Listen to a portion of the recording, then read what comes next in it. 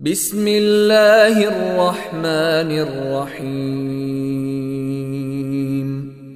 قل هو الله أحد الله الصمد لم يلد ولم يولد ولم يكن له كفوا أحد.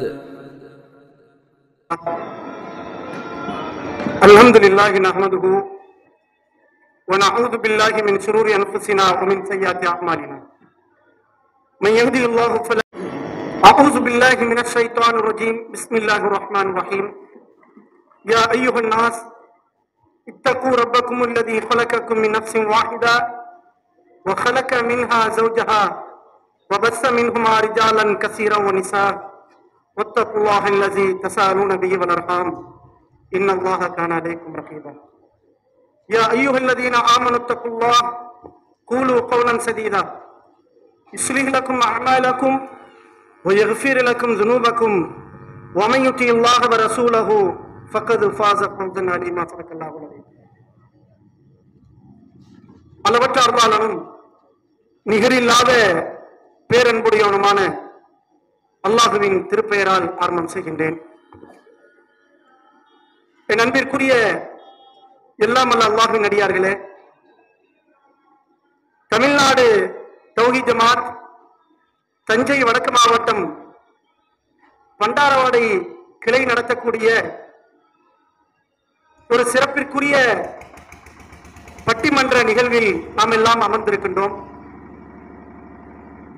இந்த பட்டிமன்றத்தினுடைய நோக்கம் என்னவென்று சொன்னால், பொதுவாக இந்த பட்டிமன்றம் என்பது தமிழர்களுடைய தமிழ் பண்பாட்டில் நீண்ட நெடிய காலமாக இருந்து வரக்கூடிய ஒரு வகையான விவாத யுத்தியாகும். பல்வேறு வகையான உலகம் சம்பந்தப்பட்ட தலைப்புகளின் கீழ் தமிழ் அறிஞர்களும் மூதறிஞர்களும் இது போன்ற தலைப்புகளில் தங்களுடைய கருத்துக்களை பரிமாறிக்கொண்டிருப்பதை நாம் பார்க்கலாம். இந்த விவாதம் என்பது, இந்த கருத்து பரிமாற்றம் என்பது மிகச் சிறப்பிற்குரிய ஒரு செய்தியாகவும் அமைந்துவிடும். ஒரு தகவலை, ஒரே ஒரு கருத்தை பதிவு செய்வதை விட அந்த கருத்திற்கு எதிரான கருத்தையும் இரண்டு கருத்தையும் பதிவு செய்யக்கூடிய நேரத்தில் மக்களுடைய சிந்தனை சீர்பெறுவதற்கும் மக்கள் இரண்டு கருத்துகளையும் அவர்கள் சரிபார்ப்பதற்கு உண்டான ஒரு அழகான ஒரு வழியாக அமையும். இது போன்ற நிகழ்வுகள் தமிழர்களுடைய பண்பாட்டில் இருக்கக்கூடிய இந்த பட்டிமன்றம் இஸ்லாமிய மக்களிடத்தில் இல்லாமல் இருந்து கொண்டிருந்தது.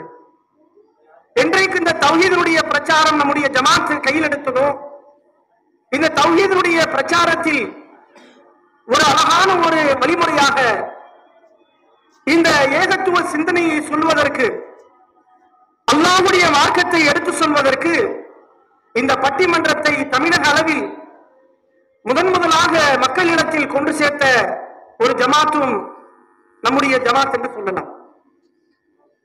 பல்வேறு வகையான தலைப்புகளின் கீழ் இந்த பட்டிமன்றத்தை நாம் நடத்தியிருந்தாலும், இன்றைக்கு நம்முடைய இந்த பட்டிமன்றத்தினுடைய தலைப்பு என்னவென்று சொன்னால், அல்லாஹ்வுடைய மார்க்கத்தை விட்டும் மக்களை அதிகம் திசை திருப்புவது உலக ஆதாயமா அல்லது உறவுகளா என்ற தலைப்பை தேர்ந்தெடுத்திருக்கின்றார்கள். இந்த தலைப்பினுடைய நோக்கம், பிரதான நோக்கம் என்னவென்று சொன்னால், இங்கு வந்திருக்கக்கூடிய மக்களாகிய நாமும், இந்த செய்தியை செவியேற்கக்கூடியவர்களும் அல்லது இதற்கு பின்னால் இந்த செய்தியை ஒளிநாடாவில் பார்க்கக்கூடிய மக்களும் தங்களுடைய மார்க்கத்தின் மீது அதிக பற்றுள்ளவர்களாக மாற வேண்டும். என்ன காரணம் என்று சொன்னால், இந்த ரெண்டு தலைப்பும் இருக்கிறது. ஒன்று உலக ஆதாயம், இன்னொன்று உறவுகள். இந்த ரெண்டு தலைப்பும், இந்த ரெண்டு செய்தியையும் அல்லாஹ் ரப்புல் ஆலமீன் தன்னுடைய திருமறையில் சொல்லும் போது இந்த ரெண்டுமே அல்லாஹ்வுடைய அருள் என்று அல்லாஹ் கூறுகின்றான். உலக ஆதாயம் என்று சொன்னால் என்ன? ஒரு மனிதனுக்கான செல்வம் அல்லாஹ்வுடைய அருள், ஒரு மனிதனுக்கான பதவி என்பது அல்லாஹ்வுடைய அருள், ஒரு மனிதனுக்கான ஆரோக்கியம் என்பது அல்லாஹ்வுடைய அருள், அருள். இப்படி உலகம் சம்பந்தப்பட்ட ஆதாயங்கள் எல்லாம் அல்லாஹ்வுடைய அருளாக இருக்கிறது. அதே போல் அல்லாஹ் தந்திருக்கக்கூடிய உறவுகளும் அல்லாஹ்வுடைய அருள் என்பதை நாம் மறுக்க இயலாது.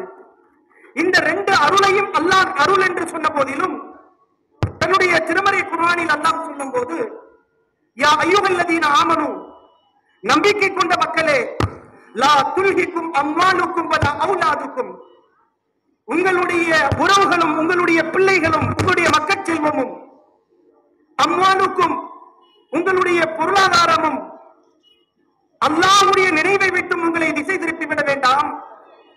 வமன் யஃஅல் ذلك فاولئك هم الخاسرون. ஒருவேளை உங்களுடைய உறவுகளோ உங்களுடைய மக்கள் செல்வமோ பொருட்செல்வமோ அல்லாஹ்வுடைய சிந்தனையை விட்டும் இறை அச்சத்தை விட்டும் இந்த மார்க்கத்துடைய வழியை விட்டும் உங்களை பெறச் செய்தால் فاولئك هم الخاسرون, அவர்கள்தான் நஷ்டவாளிகள் என்று அல்லாஹ் கூறுகிறார். இந்த ரெண்டும் இறைவனுடைய அருளாக இருந்த போதிலும் இந்த ரெண்டும் அல்லாஹ்வுடைய சிந்தனையில் இருந்து நம்மை திசை திருப்பும் என்று அல்லாஹ் எச்சரிக்கின்றான். காரணம் என்ன? அன்பிற்கு இந்த ரெண்டு விஷயங்களும் மனிதர்களை வழிகெடுப்பதினால், மார்க்கத்தை விட்டும் திசை திருப்புவதினால், இந்த ரெண்டில் மிக அதிகமாக அல்லாஹ்வுடைய மார்க்கத்தை விட்டும் நம்மை திசை திருப்புவது, வழிகெடுப்பது பெரும்பான்மையாக உறவுகளா அல்லது உலக ஆசைகளா என்ற தலைப்பில் உங்களிடத்தில் மார்க்க அறிஞர்கள் தங்களுடைய கருத்தை பதிவு செய்ய இருக்கின்றார்கள். இதில் உலக ஆசைகள் தான் மனிதர்களை பிரதானமாக வழிகெடுக்கக்கூடிய மிக பெரும் சைத்தானுடைய ஆயுதம். அதிகமான மக்கள் வழிகெட்டு போவதற்கு தங்களுடைய உலக ஆதாயம் தான் பிரதானமான ஒரு செய்தி என்பதை பதிவு செய்வதற்காக இரண்டு மார்க்க அறிஞர்கள் இருக்கின்றார்கள். சகோதரர் சிக்கந்தர் அவர்களும் சகோதரர் சலீம் எம்இசி அவர்களும் இருக்கின்றார்கள். இன்னொரு டீம் இங்க இருக்குங்க, இது சலச்சது கிடையாது. இந்த டீம் என்ன சொல்லுது? உலக ஆசையெல்லாம் அந்த நிறைய உலக ஆசையெல்லாம் அப்புறமே பார்த்துக்குவோம், காசு பணம் பதவி லொட்டு அதெல்லாம் தானே. இப்லீஸா இருந்து நம்மளை வழி கெடுக்கிறது முதல் கேஸ் உறவுகள் தான். உறவுதான் நம்மள மெயினா நம்மளை வழி கெடுத்துக்கிட்டு இருக்கு. இன்னைக்கு இந்த உறவுனாலதான் பெரும்பான்மையான பேரை வழிகட்டுக்கிட்டு இருக்காங்கன்னு சொல்லி தங்களுடைய கருத்தை ஆணித்தரமாக பதிவு செய்வதற்கு இங்க ரெண்டு அறிஞர்கள், சகோதரர் ராஜ் முகமது எம்இசி அவர்களும் அதே போன்று அன்பு சகோதரர் அப்துல் ரஷீத் அவர்களும் எம்இசி அவர்களும் உங்களிடத்தில் தங்களுடைய கருத்தை பதிவு செய்வார்கள். இந்த விவாதம் என்பது இந்த ரெண்டுமே அவர்கள் சொல்லக்கூடிய ரெண்டுமே மார்க்கத்திலிருந்து வரும், உலகத்தினுடைய உதாரணங்கள் இருந்து வரும்.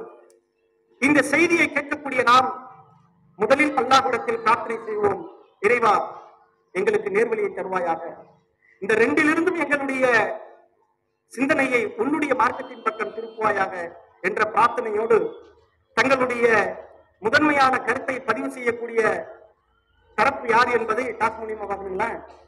காத்து போடுங்க.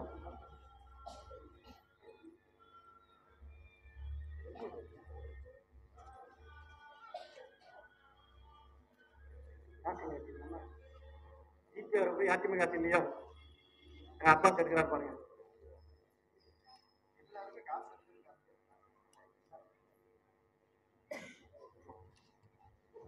என்ன செய்யணும்?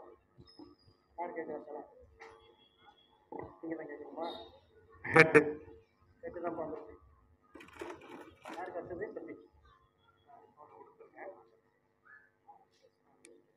தலைங்கிற தேர்ந்தெடுத்தாங்க, அது தலைக்கே வந்துருச்சு.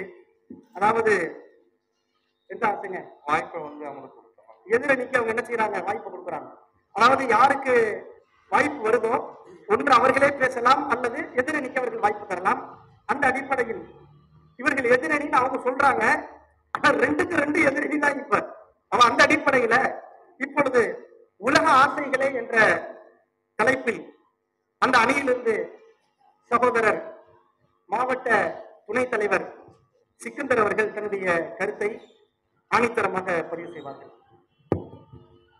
மனிதனை மார்க்கத்தை விட்டு திசை திருப்புகிறது என்பதனை ஆணித்தரமாகவும் அழுத்தம் திருத்தமாகவும் சொல்லதான் நானும் என்னுடைய சகோதரர் சலீம் அவர்களும் இங்கே அமர்ந்திருக்கின்றோம். நடுவர் அவர்களே, இந்த உலகத்தில் சில செய்திகள் பரவலாக பேசப்படும். அதில் ஒன்றுதான், அருளில்லாருக்கு அவ்வுலகம் இல்லை, பொருளில்லாருக்கு இவ்வுலகம் இல்லை. ஒருவனுக்கு இறைவனுடைய அருள் இல்லை என்று சொன்னால் அவன் மறுமையில் சொர்க்கம் சொல்ல முடியாது. உலகத்துல அவன்கிட்ட காசு பணம் இல்ல, பொருள் இல்லைன்னு சொன்னா உலகத்துல அவன் எந்த இன்பங்களையும் எளிதாக அனுபவித்து விட முடியாது. இப்படி இருக்கா இல்லையா? இன்னும் சொல்ல போனால், உள்ளங்கை புண்ணுக்கு கண்ணாடி எதற்கு நடுவர் அவர்களே? உள்ளங்கையில புண்ணு இருக்கு, அதை பார்க்கறதுக்கு கண்ணாடி தேவையா? உலக ஆசைதான் மனிதனை பாடாய்படுத்துகிறது, அதுதான் பாவங்கள் செய்ய தூண்டுகிறது, அதுதான் அவனை நித்தி தவற செய்கிறது, அதுதான் ஒருவனை மார்க்கத்தை விட்டும் பல்வேறு நிலைக்கு மனிதனை திசை திருப்புகிறது. எந்த அளவுக்கு என்று சொன்னால், நிறைய விஷயங்கள் உலகத்திலே நடைமுறை வாழ்க்கையிலே கூட சொல்லிட்டே போகலாம். பணம் பந்தியிலே குணம் குப்பையிலேன்னு சொல்றானா இல்லையா? பணம் வச்சிருக்கிறவன் தான் முதன்மையான இடம். அவன் உலக ஆசையை அவன் முந்தியவனாக அதை அடைந்து கொள்கிறான். இன்னும் பல இடங்கள்ல ஆசைகளை பற்றி தான் மனிதனுடைய துன்பத்திற்கெல்லாம் காரணம் ஆசைகள் என்று சொல்லவில்லையா? மண்ணாசை, பொன்னாசை, பெண்ணாசை, இதுதான் மனிதனை பாடாய்படுத்துகிறது என்று உலக வழக்கிலே இருக்கிறது. இஸ்லாம் விட்டு விடுமா? அப்ப அல்லாஹ் இந்த மார்க்கத்தில் அழுத்தம் திருத்தமாக சொல்கிறான். அதுவும் தன்னுடைய நபிக்கு அல்லாஹ் பாடம் நடத்துகிறாங்க. அல்லாஹ்வுடைய தூதர் மக்கத்து காபிர்களால், அந்த குறைஷிகளால் தாவா பணியில அவர்கள் ஏகத்துவ பிரச்சாரம் செய்யும் பொழுது பல்வேறு இன்னல்களுக்கு ஆளாக்கப்படுகிறார்கள், துன்பத்துக்கு ஆளாக்கப்படுகிறார்கள், மன நெருக்கடிக்கு ஆளாக்கப்படுகிறார்கள். எந்த அளவுக்கு என்று சொன்னால், எல்லோரும் எள்ளி நகையாடுகின்ற அளவிற்கு அவருடைய நிலைமையை அவர்கள் ஏற்படுத்துகிறார்கள். மஜ்னு என்றார்கள். ஒரு இறை தூதரை, அந்த மக்கள் எல்லாம் அல்லமீர் அசாதிக் என்று புகழ்ந்த ஒரு இறை தூதரை மஜ்னு என்று சொன்னால் பைத்தியக்காரர் என்று, இப்படி எல்லாம் சொன்ன ஒரு மனம் எவ்வளவு பாராயப்படும். அப்பொழுது அல்லாஹ் ஆறுதல் அளிக்கிறான். வல்லுஹா வல்லைலி இதா சஜா மா வத்தக ரப்புக வமா கலா. முற்பகல் மீது சத்தியமாக விட்டு சொல்லுகிறேன் என்னுடைய நபியே, உம்மை நாம் கைவிடவும் இல்லை, வெறுக்கவும் இல்லை. உங்களை நான் கைவிட்டுட்டேன்னு சொல்றான், உங்களை கைவிட மாட்டேன், வெறுக்க மாட்டேன் சொல்லிட்டு அல்லாஹ் சொல்றான், நீங்க கவலைப்படாதீங்க. வலல் ஆகிரத்து ஹைருன் லக மினல் ஊலா. இந்த உலகத்தை விட மறுமைதான் உங்களுக்கு சிறந்தது. ஒட்டுமொத்த இஸ்லாத்தினுடைய பேசிக்கா அல்லாஹ் சொல்றாங்க, நபியே மறுமைதான் உங்களுக்கு சிறந்தது, உலக ஆசை உங்களுக்கு சிறந்தது இல்ல. பல்வேறு இடங்களில் திருமறை குர்ஆனை எடுத்து பாருங்கள். அல்லாஹ் மிக அழகாக சொல்லுகிறான், நபிக்கு சொல்லுகிறான். நபியின் மூலம் நம்மளுக்கு அதை அல்லாஹ் ஆர்டர் போடுறான். உலகத்தின் பக்கம் உங்கள் கண்களை நீட்டாதீர்கள், உலகத்துடைய கவர்ச்சி பக்கம் உன் கண்களை நீட்டாதீர்கள் நபியே. பெரும்பாலான மக்களுடைய வழியை நீங்கள் பின்பற்றினால் வழிதவறி போவீர்கள். நானா சொன்னேன்? அல்லாஹ் குர்ஆன்ல சொல்றாங்க. இஸ்லாம் என்ற இந்த மார்க்கமே என்ன? இந்த உலக வாழ்க்கை எதுக்கு தரப்பட்டது? உலக ஆசையில நீ மூழ்கி போறியா, இல்ல மறுமையுடைய நன்மையை நீ விரும்புறியா? அதுதான் அல்லாஹ் டெஸ்ட் வைக்கிறான். தபாரக்கல்லதி எதிகில் முல், அனைத்து அதிகாரமும் அல்லாஹ்வுக்கு உரியது என்று அல்லாஹ் சொல்றான். ஹலக்கல் மௌத்த வல் ஹயாத்த, உங்களுக்கு வாழ்வையும் மரணத்தையும் ஏற்படுது. இந்த வாழ்வு எதுக்கு தெரியுமா? உங்கள யாரு நல்லவர் கெட்டவர், இது எப்படி அறிஞ்சுகிறது? யார் உலக ஆசையை தூக்கி இருந்து விட்டு மறுமையின் மீது ஆசை வைக்கிறார்கள் அவர்கள் தான். இன்னும் சொல்ல போனால், ஒவ்வொரு நாளும் தொழுகையில் அல்லாஹ் இந்த துஆ தாங்க கேட்க சொல்றான். உலக ஆசை அறவே கூடாதுங்களா? உலக ஆசையில் மிகைத்திருக்கிற மக்கள் தான் மார்க்கத்திலிருந்து திரும்புறாங்கிற. பேசிக் ஆசை இருக்கலாம், அடிப்படை ஆசை இருக்கலாம், அதை அல்லாஹ் நிறைவேற்றி தரலாம், தராமலும் போகலாம். ஆனா உலக ஆசையை பற்றி அல்லாஹ் பல்வேறு இடத்துல பாடம் நடத்திக்கிட்டே இருக்கிறான். உலக ஆசை நீங்க பெரிதும் காரணம் கேட்கிறீங்க, பெரிதும் காரணமாக இருப்பது உலக ஆசை தான். ஒவ்வொரு நாளும் அல்லாஹ் துஆ செய்ய சொல்றான். நடுவர் அவர்களே, சூரத்துல் ஃபாத்திஹால நாம துஆ செய்யறோம், சிராத்தில் முஸ்தகீம், அல்லாஹ் எங்களை நேரான பாதையில் நடத்து. அந்த பாதை எப்படி தெரியுமா? சிராத் அல்லதீன அன்னம்த அலைஹிம் கைரில் மஹ்லூபி அலைஹிம் வலல்லாலின். அது உன்னுடைய கருணை மிகுந்த வழியாக கருணை கொண்டு அந்த கேட்டகரியில் நாங்க இருக்கணும். யாருடைய கேட்டகரியில் இருக்கக்கூடாதா? உனக்கு கோபம் உண்டானவர்களுடைய அந்த மஜூசியினுடைய கேட்டகரியில் இருக்கக்கூடாது. உன்னுடைய பாதையிலிருந்து தவறி போன நசராத்தினுடைய வழி இருக்கக்கூடாது. ரெண்டு பேரும் என்ன செஞ்சாங்க? ஒருவர் ஒரு குரூப் உலக ஆசைக்காக நபிமார்களை கொண்டார்களா இல்லை என்பவர்களே? நபிமார்கள் என்ன சொன்னாங்க? மறுமை தான்ப்பா சிறந்ததுன்னாங்க. இப்படி சொன்னா நான் கொல்லுவோம். எத்தனை தூதரை கொன்னாங்க. அதனால அல்லாஹ்வால் சபிக்கப்பட்டார்கள். அப்ப அல்லாஹ் சொல்றான், உலக ஆசையின் காரணமாக சில பேர் நபிமார்களை கொண்டார்கள். அந்த வழியில நீங்க போயிடாதீங்க. உலக ஆசைக்காக சில பேர் மறுமையிலிருந்து திசை திருப்பி போனார்கள். அந்த ஆசையில போயிடாதீங்க. நீங்க மறுமையின் மீது நேசம் வையுங்கள், மறுமையின் மீது ஆதரவு வையுங்கள். ரெண்டு எப்படி தலைவர் ஒன்னாகும்? ஒன்று அந்த பக்கம் இருக்கணும், இல்ல இந்த பக்கம் இருக்கணும்.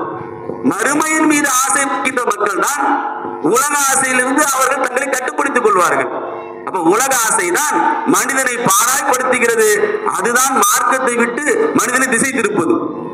உதாரணத்துக்கு சொல்லணும்னா, இந்த மனதை கட்டுப்படுத்த முடியாமல் உலக ஆசையில் மக்கள் திளைத்திருக்கிற பாக்குறோமா இல்லையா? மக்கள் உலக ஆசை என்ன பண்றாங்க? தங்கள் மனதை கட்டுப்படுத்தாத அளவிற்கு மார்க்கத்தில் கட்டுப்படணும். கட்டுப்படுத்தான மார்க்கம் இஸ்லாம் என்றாலே கட்டுப்படுத்தானே. இஸ்லாம் என்ன? கட்டுப்பட்டவன் அர்த்தம். நம்முடைய மனதை இஸ்லாத்தில் கட்டுப்படும் சொன்னா, உலக ஆசையில் இருந்தா, உலக ஆசை சொன்னா அந்த மனம் குரங்கு போல தாவிக்கொண்டே இருக்கும். உதாரணம் சொன்னா, அமெரிக்காவில்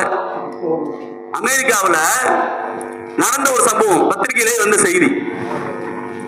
சிம்பன்சி குரங்கு இருக்குல்லங்க, மனித குரங்குன்னு சொல்லுவாங்க. கிட்டத்தட்ட 90% மனிதன் செய்கிற செயலெல்லாம் செய்யும். அந்த சிம்பன்சி குரங்கு என்ன பண்றான்? ஒரு நாட்டில இருந்து இன்னொரு நாட்டுக்கு எடுத்துட்டு வரான் நடுவர்களே. அமெரிக்காக்காரன் அதுக்கு 2 செக்யூரிட்டியை போட்டு அந்த சிம்பன்சி குரங்குக்கு அதை ஒரு பிளைட்ல ஏற்றி வேற ஒரு ஜூக்கு எடுத்துட்டு போறான். உதாரணமாக நீண்ட நேர பயணம் இருக்குல்ல, அதாவது பிளைட்ல 16 மணி நேரம் 18 மணி நேரம் நீங்க அந்த நார்த் அட்லாண்டிக் யூரோப்பியன் கண்ட்ரிஸ்லாம் போனீங்கன்னா 16 மணி நேரம் பிளைட் ஜர்னி இருக்கும். அப்ப பைலட் என்ன பண்ணாரு? உட்காந்து ஓட்டிட்டே இருக்க மாட்டாரு. ஒரு சேஃப் மோட்ல போட்டுட்டு அவர் சும்மா இருந்துருவாரு. இதுதான் பைலட். அவங்க வந்து ரெஸ்ட் எடுப்பாங்க. அப்ப 16 மணி நேரம் டிராவல்ல எந்நேரமும் உட்காந்து ரேடாரை பார்த்துட்டே இருக்க மாட்டாங்க. ஒரு சிக்னல் வந்தா ரேடாரை பார்ப்பாங்க. அப்ப அந்த நேரத்துல இந்த குரங்கை எடுத்துக்கிட்டு, சிம்பன்சி எடுத்துக்கிட்டு 2 பேரும் என்ன பண்றாங்க? அந்த செக்யூரிட்டி எல்லாம் போட்டு அனுப்புறாங்க. என்ன நடக்குதுன்னா, அந்த பிளைட் ஆக்சிடென்ட் ஆயிடுச்சு நடுவர்களே. நடந்த செய்தி ஆக்சிடென்ட் ஆன அதை பயணிச்ச பைலட் மவுத்து, செக்யூரிட்டி மவுத்து. இந்த குரங்கு மட்டும் தப்பிச்சுக்கிச்சு. விசாரணை பண்றான். அமெரிக்கா வருவாங்க, கொண்டு போய் வச்சு குரங்க விசாரணை பண்றான். விசாரணை பண்ணா சிம்பன்சி குரங்கு கொஞ்சம் அறிவான குரங்கு, கொஞ்சம் ட்ரைனிங் கொடுத்தா பதிலாம் சொல்லும். அவன் கேட்கிறான், பிளைட் எப்ப ஆக்சிடென்ட் ஆச்சு? வெறுக்கிற ஒரு கையில உள்ள கடிகாரத்தை பிடுங்கி திருப்பி மணியை வச்சு ஆட்டோ இந்த பாரு ஏழைகளுக்கு ஆச்சு. தலையாட்டு. அவன் கேட்டான், அப்ப பைலட் என்ன பண்ணிட்டு இருந்தான்? எந்த ஊர்ல குரங்கு போயிடுச்சு? அது காட்டுது. கதையில உண்மையா நடந்தது, உண்மையா நடந்து பத்திரிகையில ஒரு செய்தி. அது வந்து காட்டு சிம்பன்சி குரங்களுக்கு அந்த நாலேஜ் சொல்லி கொடுத்தா அந்த நாலேஜ் இருக்கும், ஓரளவு அது வெளிப்படுத்தும். அப்ப அவன் கேட்கிறான், இப்போ ஓட்டுற பைலட் என்ன பண்ணான்? அவன் தூங்கிட்டான் செய்ய காட்டுது. அப்ப நீ என்ன பண்ண? நான் தான் அந்த வண்டியை ஓட்டுங்க. அது ஓட்டுற வண்டி எப்படி ஆக்கிரமா இருக்கும்? அப்ப இந்த மனம் என்ற குரங்கு உலக ஆசையில் தவித்தால் நாமும் நம்முடைய மறுமை வாழ்க்கை என்ற இந்த பிளைட் என்ன பண்ணிடுவோம்? கொண்டு போய் பாதாளத்தை தள்ளிடுவோம். எனவே உலக ஆசைதான் மக்களை பெரும்பாலும் மார்க்கத்திலிருந்து பரவச் செய்கிறது என்பதான் என்னுடைய ஆணித்தரமான வாதமாக வைத்து என்னுடைய இந்த உரையை நிறைவு செய்கிறேன். அல்ஹம்துலில்லாஹ். இந்த உலக ஆசைதான் மனிதர்களை பெரிதும் மார்க்கத்தை விட்டும் திசை திருப்புவது என்பதற்காக தன்னுடைய கருத்தை சகோதரர் சிக்கந்தர் அவர்கள் பதிவு செய்தார்கள். அதில் ஒரு சில குர்ஆன் வசனங்களையும் ஆரம்பத்திலேயே ஒரு ஜூம் பண்ணி ஒரு விஷயத்தை அடிச்சு விட்டாரு. கை புண்ணுக்கு கண்ணாடி இருக்கு. ஒருத்தன் கையில புண்ணு இருக்கு, அதை போய் கண்ணாடி எடுத்து பார்த்துட்டு அடிச்சு கையில புண்ணு இருக்கு, அவ்வளவுதான்.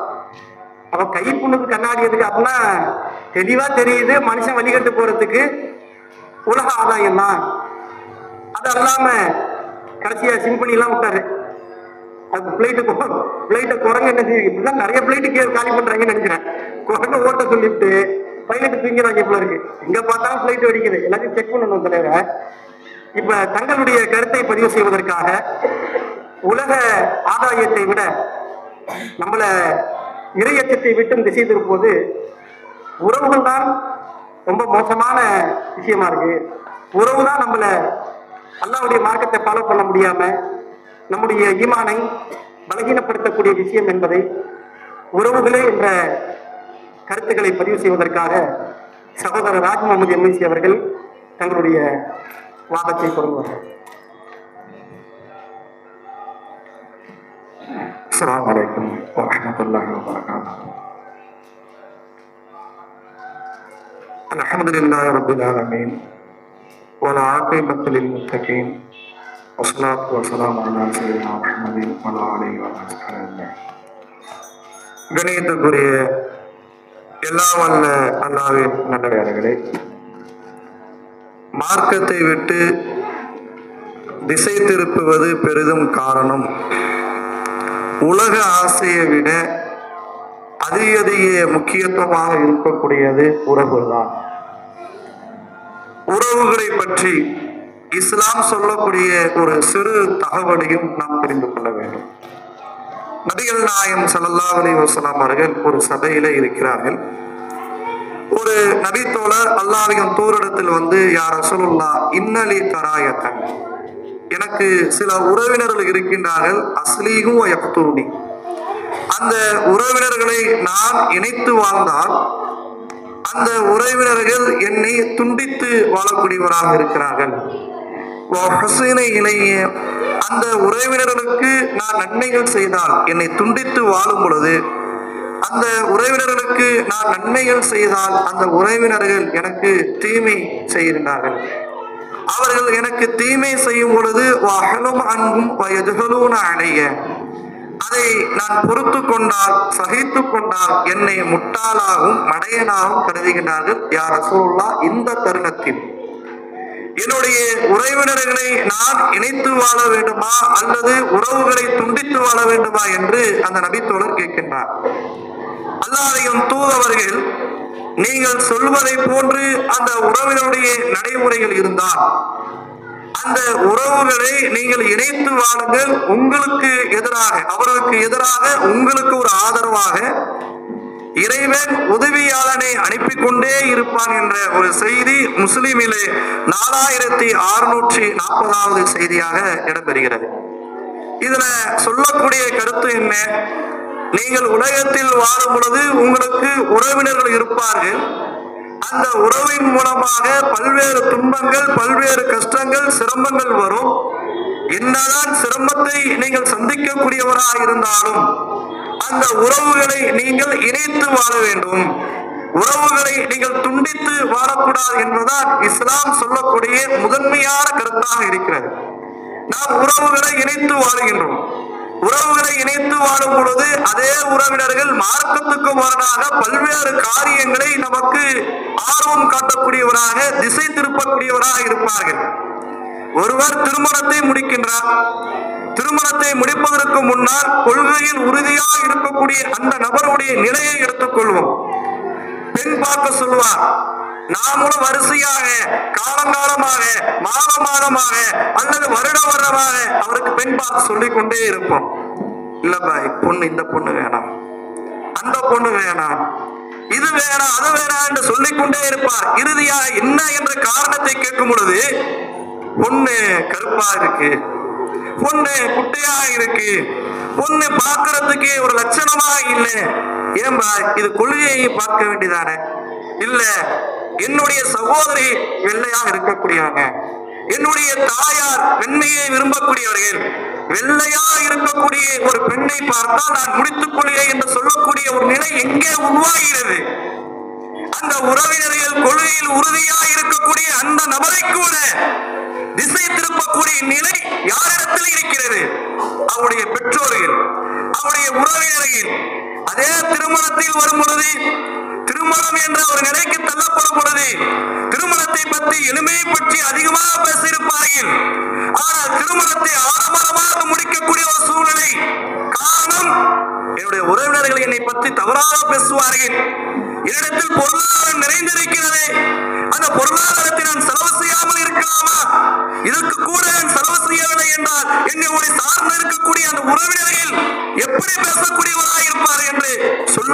நிலைகளை பார்க்கின்றமே, இந்த இடத்தில் எதை சொல்லுகின்றது?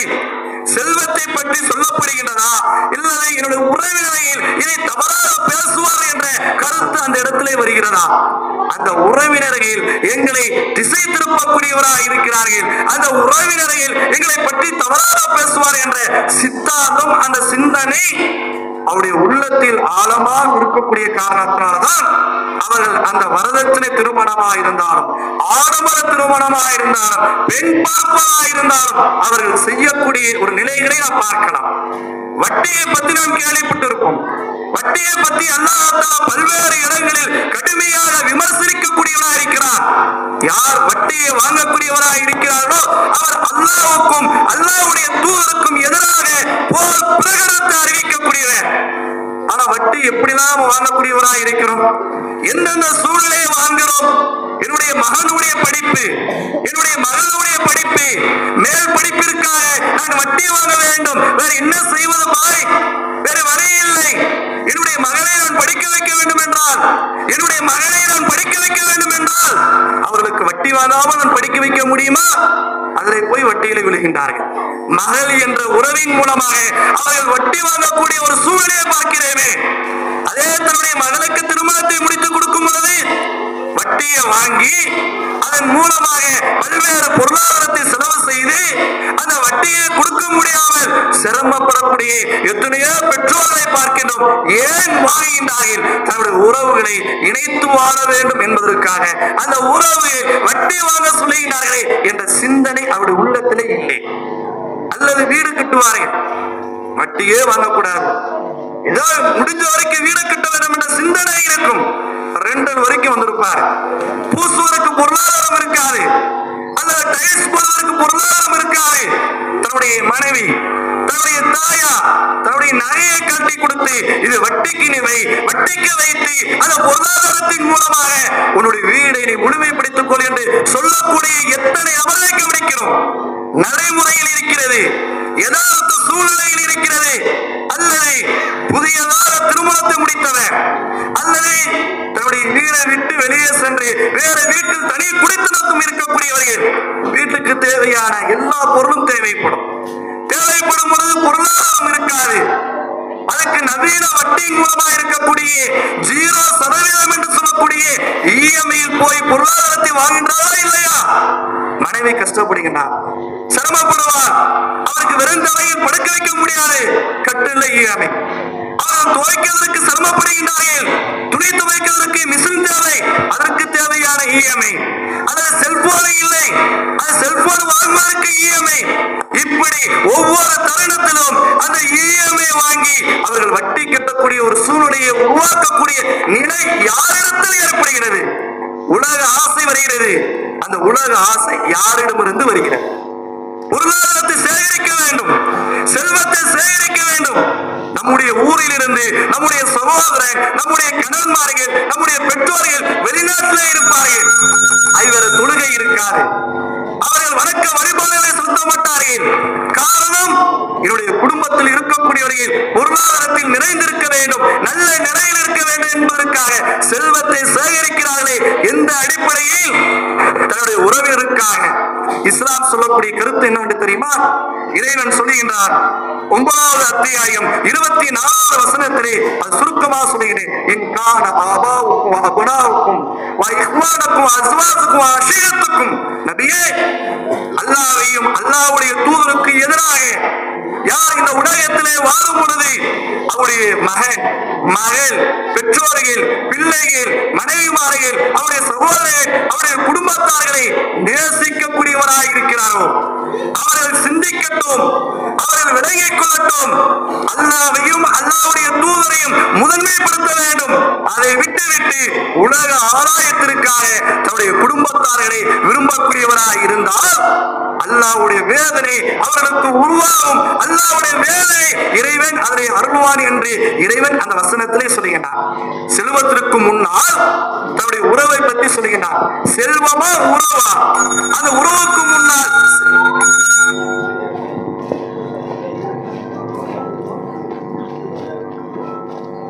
இந்த 2வது அணியினுடைய கருத்தை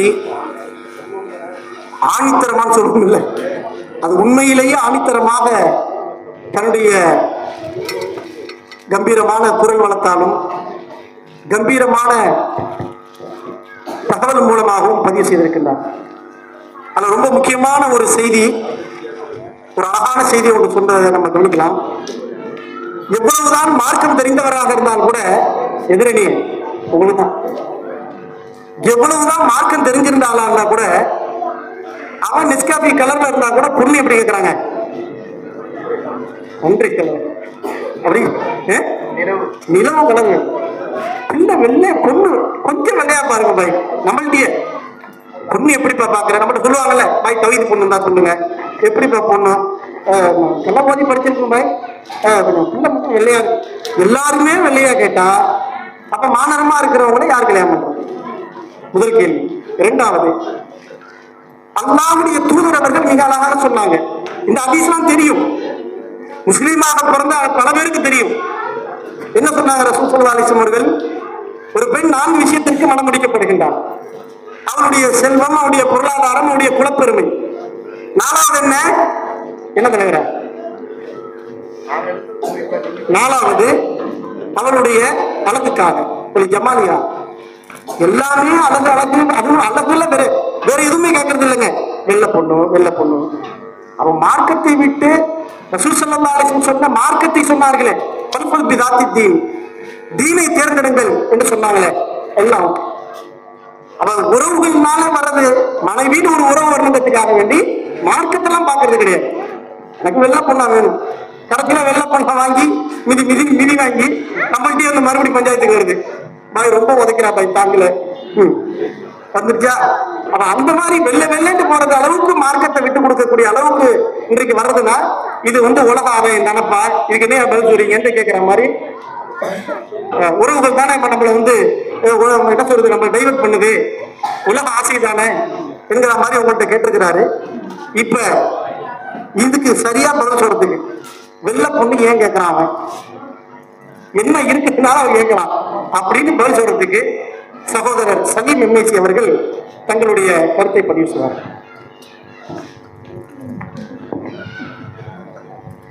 அஸ்ஸலாமு அலைக்கும் வரஹ்மத்துல்லாஹி வபரகாத்துஹு. அல்ஹம்துலில்லாஹி ரப்பில் ஆலமீன். கண்ணியத்திற்குரிய எல்லாம் அல்ல ஏக இறைவனின் நல்லடியார்கள், கரெக்டா சம்சா கொடுக்குறீங்க பாத்தீங்களா, எதிரணியினுடைய சரியா பேர் இருக்கலாம். அவர் பேசும்போது நம்ம தான் சொல்லிட்டு இருப்பாங்க நினைக்கிறோம். சரி, நம்ம ஊரை பொறுத்த வரைக்கும் சமோசா வாய் சாப்பிட்டாலும் தகவலை செவிகள் அமைதியா உள்வாங்கிட்டாங்க. ஓகே, இப்போ தமிழ்ல ஒண்ணு சொல்லுவாங்க, ஆட தெரியாதவன் என்ன சொல்லுவானா, வேணும் தெருக்கோணலா இருக்குன்னு சொல்லுவானா. சரி இல்லையா? ஆமா. அந்த மாதிரி வீட்டுல உமா அப்பா படிக்க சொன்னா படிக்க மாட்டான், வீட்டுல உறவுக்காரங்க ஒழுக்கமா இருக்குன்னு சொன்னா ஒழுக்கமா இருக்க மாட்டான், கல்யாணம் வந்துட்டா மட்டும் உமா அப்பா. அல்ஹம்துலில்லாஹி ரப்பில் ஆலமீன். நடுவர் அவர்கள தமிழ்ல ஒண்ணு சொல்லுவாங்க, ஆடு தெரியாதவன் தெரு கோணலா இருந்துச்சுன்னு சொல்லுவாங்க.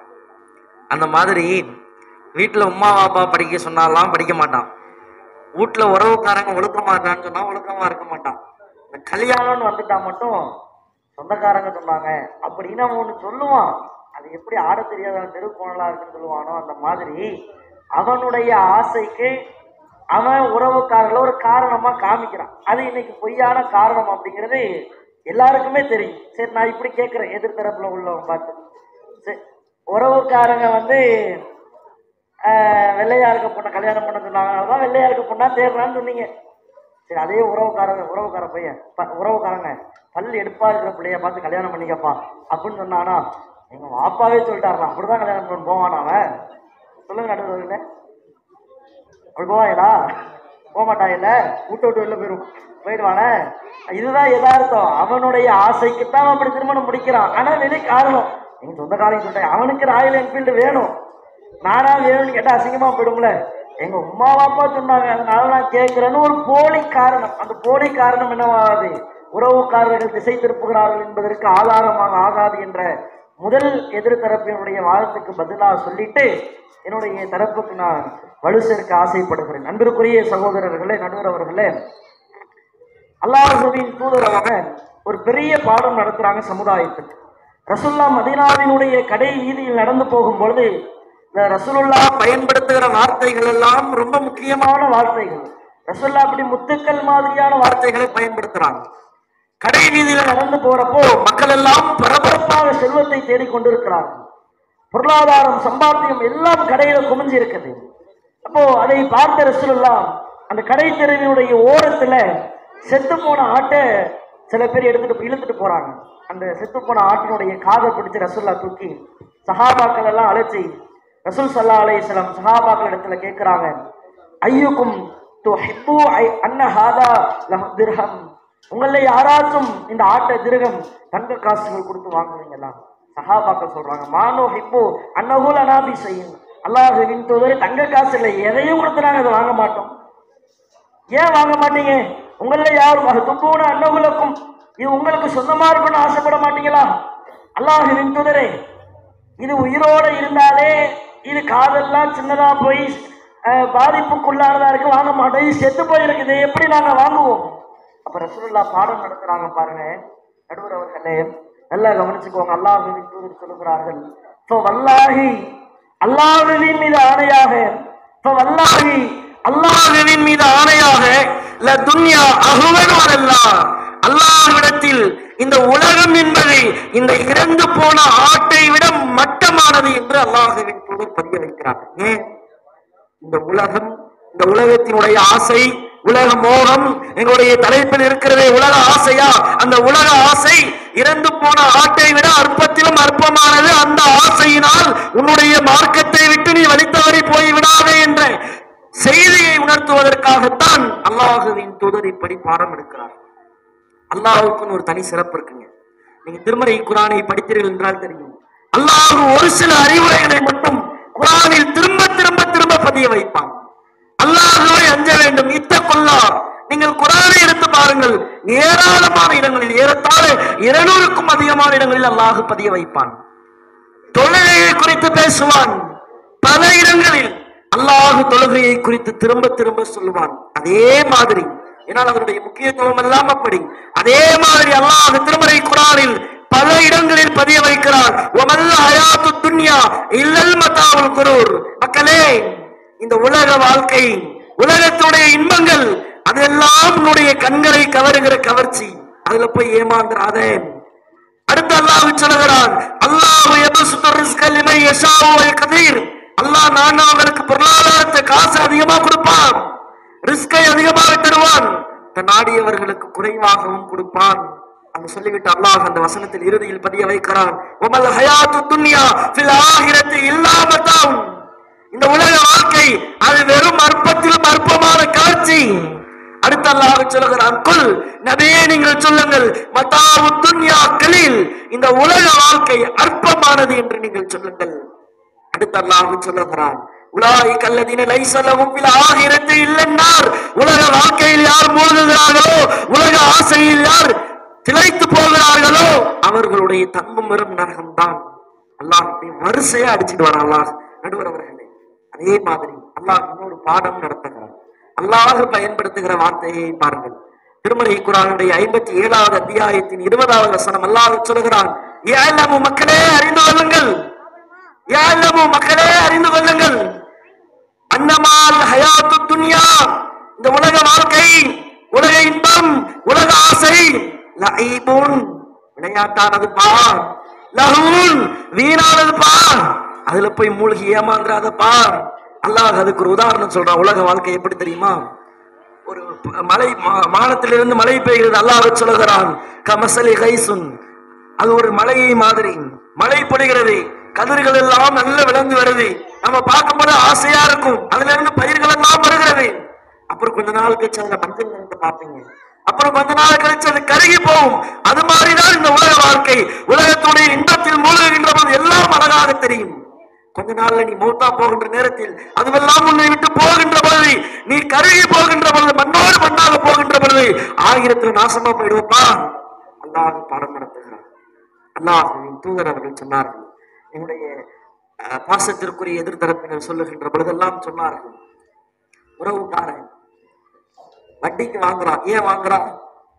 பையனை ஸ்கூல்ல சேர்க்கணும், மகளை ஸ்கூல்ல கொண்டு போய் சேர்க்கணும், அதனால வட்டிக்கு போய் கடன் வாங்கிட்டு வரான். நான் கேட்கிறேன், அந்த பொண்ணா என்னை கொண்டு போய் நீங்க சிபிஎஸ்இ ஸ்கூல்ல சேருங்கன்னு சொன்னிச்சு? அந்த மகளை என்ன போய் வட்டி கடன் வாங்கி என்னை கொண்டு போய் சேர்த்தான்னு சொன்னிச்சு? அதை சொல்லி உறவுக்காரனால தானே போய் வாங்குறாங்க. உறவுக்காரன் வாங்க சொன்னானா இவன் போய் வாங்கினானா? இவன் தானே போய் வாங்குறான். அந்த பொண்ணா போய் வாங்க சொன்னிச்சு. இப்ப கவர்மெண்ட் ஸ்கூல்ல சேர்க்க வேண்டியதானே உன்னுடைய பெருமை. நான் என்னுடைய பிள்ளை பயங்கரமான பெரிய இன்டர்நேஷனல் ஸ்கூல்ல படிக்கணும், சிபிஎஸ்இ ஸ்கூல்ல படிக்கணும் என்ற உன்னுடைய பெருமைக்காக, நீ பெருமை அளிப்பதற்காக கடன் வாங்கி வட்டி வாங்கி நீ கொண்டு போய் சேர்க்கிறேன். இதைத்தான் அல்லாஹ்வின் தூதர் அவர்கள் சொன்னார்கள். அற்புதமான உதாரணத்தில் சொன்னார்கள். காப் இப்னு மாலிக் ரலியல்லாஹு அன்ஹு அவர்கள் அறிவிக்கிறார்கள். நீங்கள் பார்க்கலாம், அல்லாஹ்வின் தூதர் பாடம் நடத்துகிறார்கள். மாதி அமானி ஜாஇபானி உர்சிலா ஃபி கனம். நடுவர் அவர்களை ரசூலுல்லாஹ் சொல்றாங்க, நல்ல பசியோட இருக்கிற 2 ஓனாய் ஒரு ஆட்டு மந்தக்குள்ள போகுது. என்ன ஆட்டு மந்தம் என்னங்க ஆகும்? அவ்வளவுதான், சோழி முடிஞ்சிருமா? ஆட்டுக்கு கதை முடிஞ்சு. ஆட்டு மந்தையில ஓனாய் வந்து பார்த்தா ஒண்ணுமே இருக்காது, பெரிய அழிவு தான். இதை சொல்லிட்டு ரசூலுல்லாஹ் சொல்றாங்க, அந்த 2 பசியோடு இருக்கிற ஓனாய் ஒரு ஆட்டு மந்தைக்குள் போனால் அது எவ்வளவு பெரிய அழிவை தருமோ, எவ்வளவு பெரிய பாதிப்பை தருமோ. பி அஃஸலுல் ஹாமின் ஹிர்ஸில் மரஇ அலல் மாலி வ ஷரஃபில் லிதீன். ஒரு மனிதனுடைய உள்ளத்தில் இந்த பெருமை, பொருளாசை அவருடைய உள்ளத்தில் போகும் என்றால் இந்த ஓனாயினால் வருகிற அழிவை விட அவருடைய மார்க்கத்திற்கு பெரும் அழிவு வரும் என்று அல்லாஹ்வின் தூதர் அவர்கள் சொன்னார்கள். இதை ஆதாரமாக வைத்து அல்லாஹ்வின் தூதர் எங்கேயாவது இந்த அளவிற்கு வலியுறுத்தி உலகத்தை விட, உலகத்துள்ள இன்பத்தை விட இந்த உலக ஆசைகள் இந்த ஆட்டை விட மட்டமானது என்று சொல்லி இருக்கிறார்களா? ரசூலுல்லாஹ் வலியுறுத்தி இருக்கிறார்கள், அல்லாஹ் வலியுறுத்தி இருக்கிறான் என்பதை எங்களுடைய அணிக்கு ஆதாரமாக சேர்த்து முடித்துக் கொள்கிறோம். அல்ஹம்துலில்லாஹ். இந்த தரப்பினுடைய வாதமாக உலக ஆசைதான் பிரதான காரணம் என்பதை சொல்லக்கூடிய நேரத்தில் எதிரணியினுடைய வாதத்திற்கு ஒரு அழகான பதிலை கொடுத்தார்கள். இவனா வெள்ள பொண்ணு வேணுங்கிறது, கடைசியில உமா சொன்னாங்க பூவாக்கு வச்சு பாப்பு சொல்லி பழிய போடுறது. அதே மாதிரி இவங்களா ஒரு விஷயத்தை வட்டிக்கு வாங்கிவிட்டு கடைசியில நான் அவங்களுக்காண்டி வாங்கினேன் இவங்களுக்காண்டி வாங்கினேன் இவர்களுடைய கைகளினுடைய வினையினால் இவர்கள் தீமையை தேடிக்கொள்கிறார்கள் என்று சொல்றாங்க. என் அன்பிற்குரிய இந்த நிகழ்ச்சியை கேட்கக்கூடிய இஸ்லாமிய சகோதர சகோதரிகளே, சமீபத்தில் நம்முடைய ஊரில் இருக்கக்கூடிய ஒரு வங்கியினுடைய பத்திரிகை விளம்பரம் ஒன்று வந்தது. பண்டாரவடாகியில் இருக்கக்கூடிய ஒரு பேங்கினுடைய விளம்பரம். ஒரு முழு பக்கத்தில் வரக்கூடிய அந்த விளம்பரம் என்னவென்று சொன்னால், நம்முடைய பேங்கில் வட்டிக்காக நகையை அடகு வைத்தவர்களுடைய நகைகளுக்கான அந்த தவணையை கட்டாததினால் இறுதி கட்ட தேதி அறிவிக்கப்பட்டு இந்த நகை ஏலத்துக்கு விடப்படுகிறது என்ற தகவல். அந்த தகவலை படித்தோம் என்று சொன்னால், சகோதரர் சலீம் அவர்களை சொல்வதை போன்று மிக பெரும் வேதனை. அதில் வரக்கூடிய 600 பெயர்களில் 400 பெயர்கள் முஸ்லிமுடைய பெயர். அல்லாஹ் தன் திருமறையில் வட்டி எந்த அளவுக்கு ஹராம் என்று சொல்லுகின்றான்.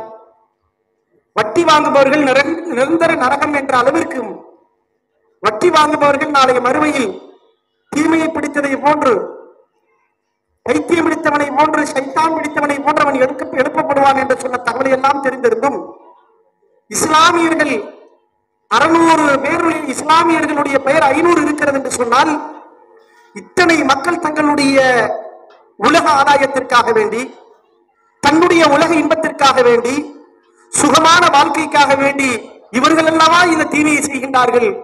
இதுல எங்கேயே அவங்க உறவு வருது? நீனா பாவத்தை செஞ்சு விட்டு நரகத்துக்கு போற வழியை தேடி விட்டு உறவு மேல பழிய போறியன்னு கேட்கிறாங்க. இதுக்கு பதில் சொல்றதுக்காண்டி இந்த அணியினுடைய உறவுகளே, இந்த அணியினுடைய சகோதரர், உறவுக்காரர், அவருக்கு ஒரு உறவுக்காரர் அண்ணன் சகோதரர் ரஷீத் எம்ஐசி அவர்கள் இப்பொழுது பதில் சொல்வார்.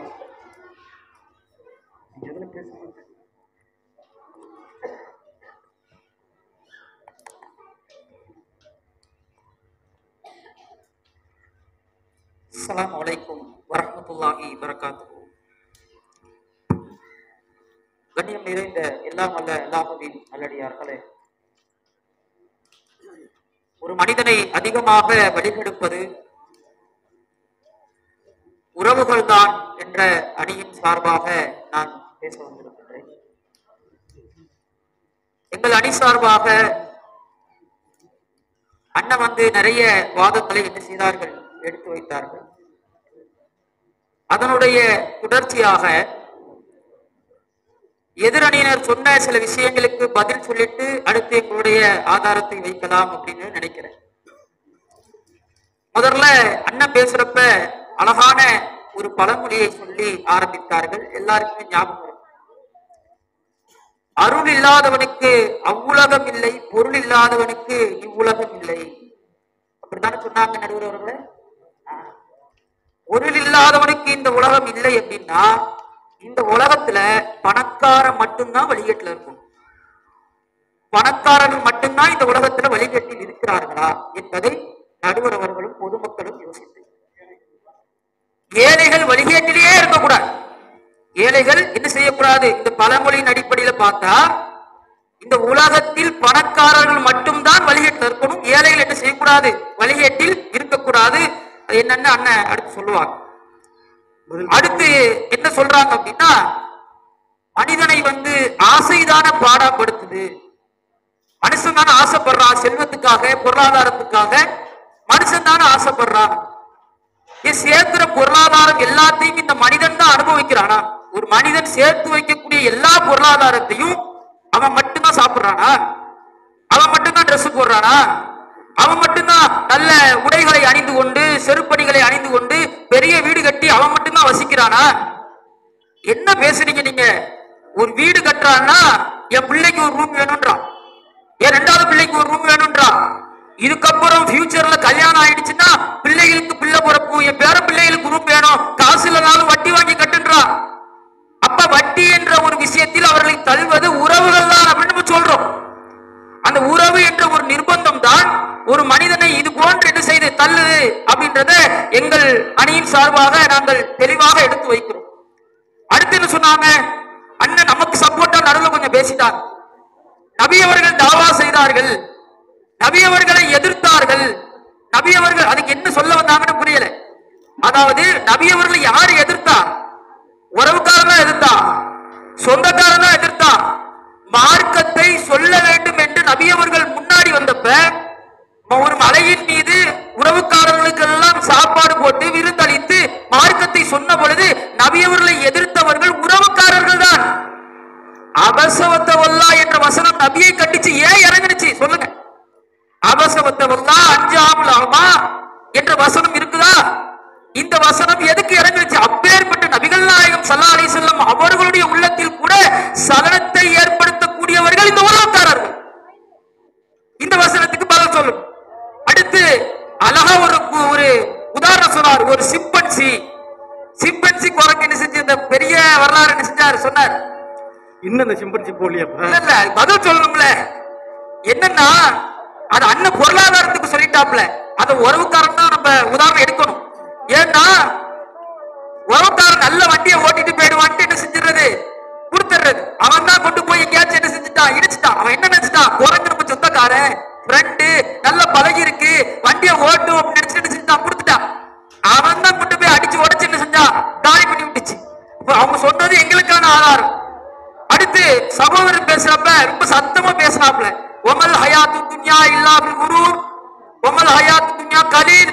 இந்த குறைவான செல்வம் உங்களை மதிமயக்கக்கூடிய செல்வம், உங்களை ஏமாற்றக்கூடிய செல்வம், இப்பெல்லாம் பேசினீங்கல்ல. செல்வம் அல்லாஹ் என்ன சொல்றான்? திருமறை குர்ஆன் வசனத்தில் அல்லாஹ் ரப்பல் ஆலமீன் சொல்லி காண்கின்றான். 3வது அத்தியாயம் 14வது வசனத்தில், சுயின லின்னாசி ஹுப்பு ஷஹவாத், மனோ இச்சைகளால் இந்த உலகம் மக்களுக்கு நிரப்பப்பட்டிருக்கிறது. என்ன மனோ இச்சை தெரியுமா? மினன் நிசா, பெண்களின் மீது உங்களுக்கு மனோ இச்சை இருக்கிறது. வல் பனி, ஆம்பளை பிள்ளையா பெத்துக்கிறதுல உங்களுக்கு மனோ இச்சை இருக்கிறது. இந்த உங்களுடைய மனைவிக்காகவும் பிள்ளைக்காகவும் தங்கத்தையும் வெள்ளியையும் சேர்ப்பது உங்களுக்கு மனோ இச்சை. செல்வத்தையே நீ எதுக்காக சேர்க்கிறன்னு அல்லாஹ் சொல்றான்.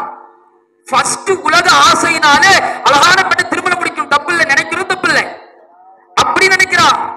நல்ல சந்ததிகளை பெற்றெடுத்துக் கொள்ள வேண்டும் நினைக்கிறான். அதே நேரத்தில் அவன் என்ன நினைக்கிறான் என்றால், இந்த சந்ததிகளை இப்படி விட்டுட்டு போக கூடாது, இவர்களுக்காக தங்க வெள்ளி குவியல்களை சேர்த்து வைக்க வேண்டும் என்றும் அவன் என்ன செய்கிறான், நினைக்கின்றான். இதை சொல்லிட்டு தான் அல்லாஹ் சொல்கின்றான், தாலிக மத்தாவுல் ஹயாத்துத் துன்யா, இதுதான் உலக வாழ்க்கையினுடைய சுகபோகம் சொல்றான். எல்லாத்தையும் சேர்த்தா சொல்றான், செல்வத்தை மட்டும் என்ன செய்யல, தனியாக என்ன செய்யல, சொல்லல அப்படின்றத நம்ம அவங்களுக்கு சொல்லிக்கிறோம்.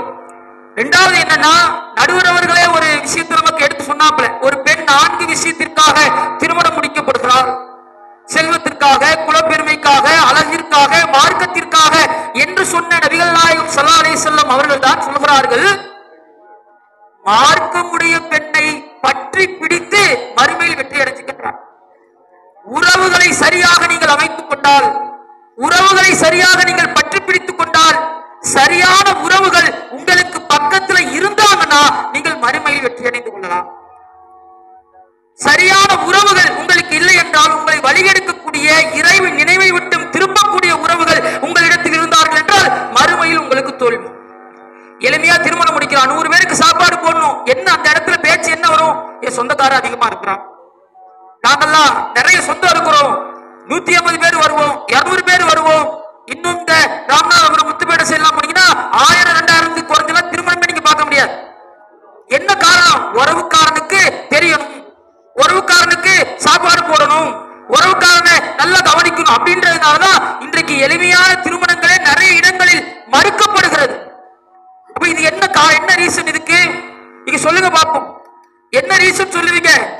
இதுக்கு பொருளாதாரத்தின் மீது ஒருத்தன் ஒரு பொருளை நேசிக்கிறான்னு வச்சுக்கோ, இவங்க வாதத்தின் அடிப்படையில் ஒரு மனிதன் ஒரு பொருளை நேசிக்கிறான். நான் ஒரு டைமண்டை நேசிக்கிறேன், செல்வத்தை நேசிக்கிறேன். நான் நேசிக்கக்கூடிய ஒரு பொருளை நான் செலவு செய்வேனா? ஒரு டைமண்ட் நான் வாங்குற விலைக்கு 10 கோடி ரூபாய் கொடுத்து ஒரு டைமண்ட் ஆசைப்பட்டு நான் வாங்குறேன், அந்த டைமண்டை நான் விற்பனாங்க விற்க மாட்டேன். அப்ப ஆசைப்பட்டு சேர்க்கக்கூடிய பொருளாதாரத்தை எதுக்காக செலவு செய்யற, உறவுக்காக செலவு செய்யற. உறவையும் பொருளாதாரத்தையும் கம்பேர் பண்றப்ப பொருளாதாரம் துச்சமாக தெரியுது. தூக்கி போடு, 2 லட்சம் தானே, சாப்பாட்டுக்கு 3 லட்சம் தானே, 5 லட்சம் தானே, தூக்கி போடுறான். கஷ்டப்பட்டு வெளிநாட்டில் வேர்வை சிந்தி வெயிலையும் மழையிலையும் ஒரு குபுஸ் என்று சொல்லக்கூடிய ரொட்டியை தின்னுட்டு அவ்வளவு பொருளாதாரத்தை ஒரு மனிதன் சேர்த்தால் 5 லட்சம் 7 லட்சம் என்று பெண் பிள்ளை ஆண் பிள்ளை கல்யாணத்துக்கு செலவு செய்யறான். எதுக்காக? உறவுக்காரனுக்காக. உறவுகள் தான் ஒரு மனிதனை அடிப்படையில் வழிகெடுப்பதற்கு அதிக காரணம். நாங்க செல்வம் காரணம் இல்லைன்னு சொல்லல, அதிக காரணம் என்ன, உறவுகளா செல்வங்களா என்று பார்க்கின்ற பொழுது உறவுகள் தான் அதிக காரணமாக இருக்கின்றார்கள்.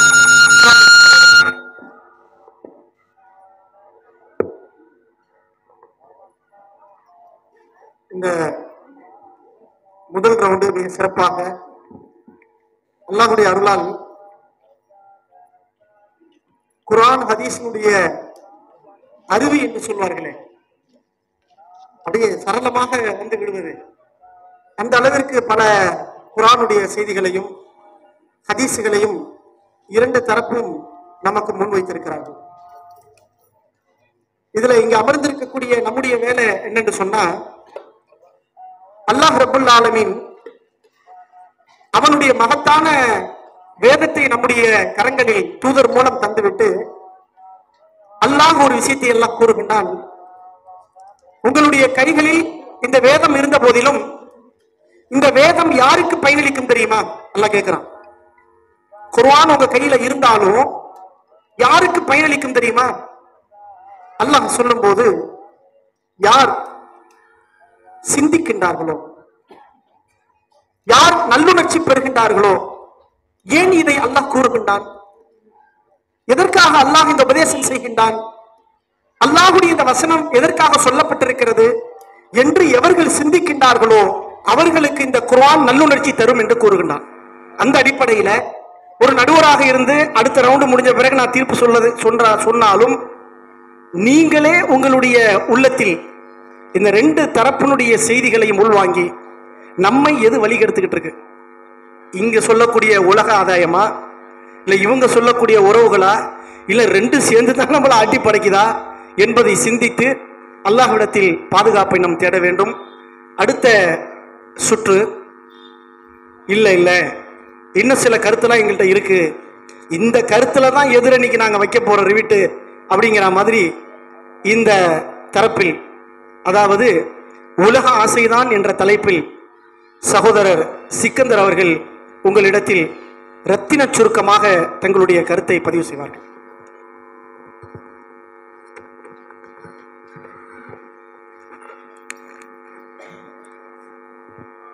அஸ்ஸலாமு அலைக்கும்.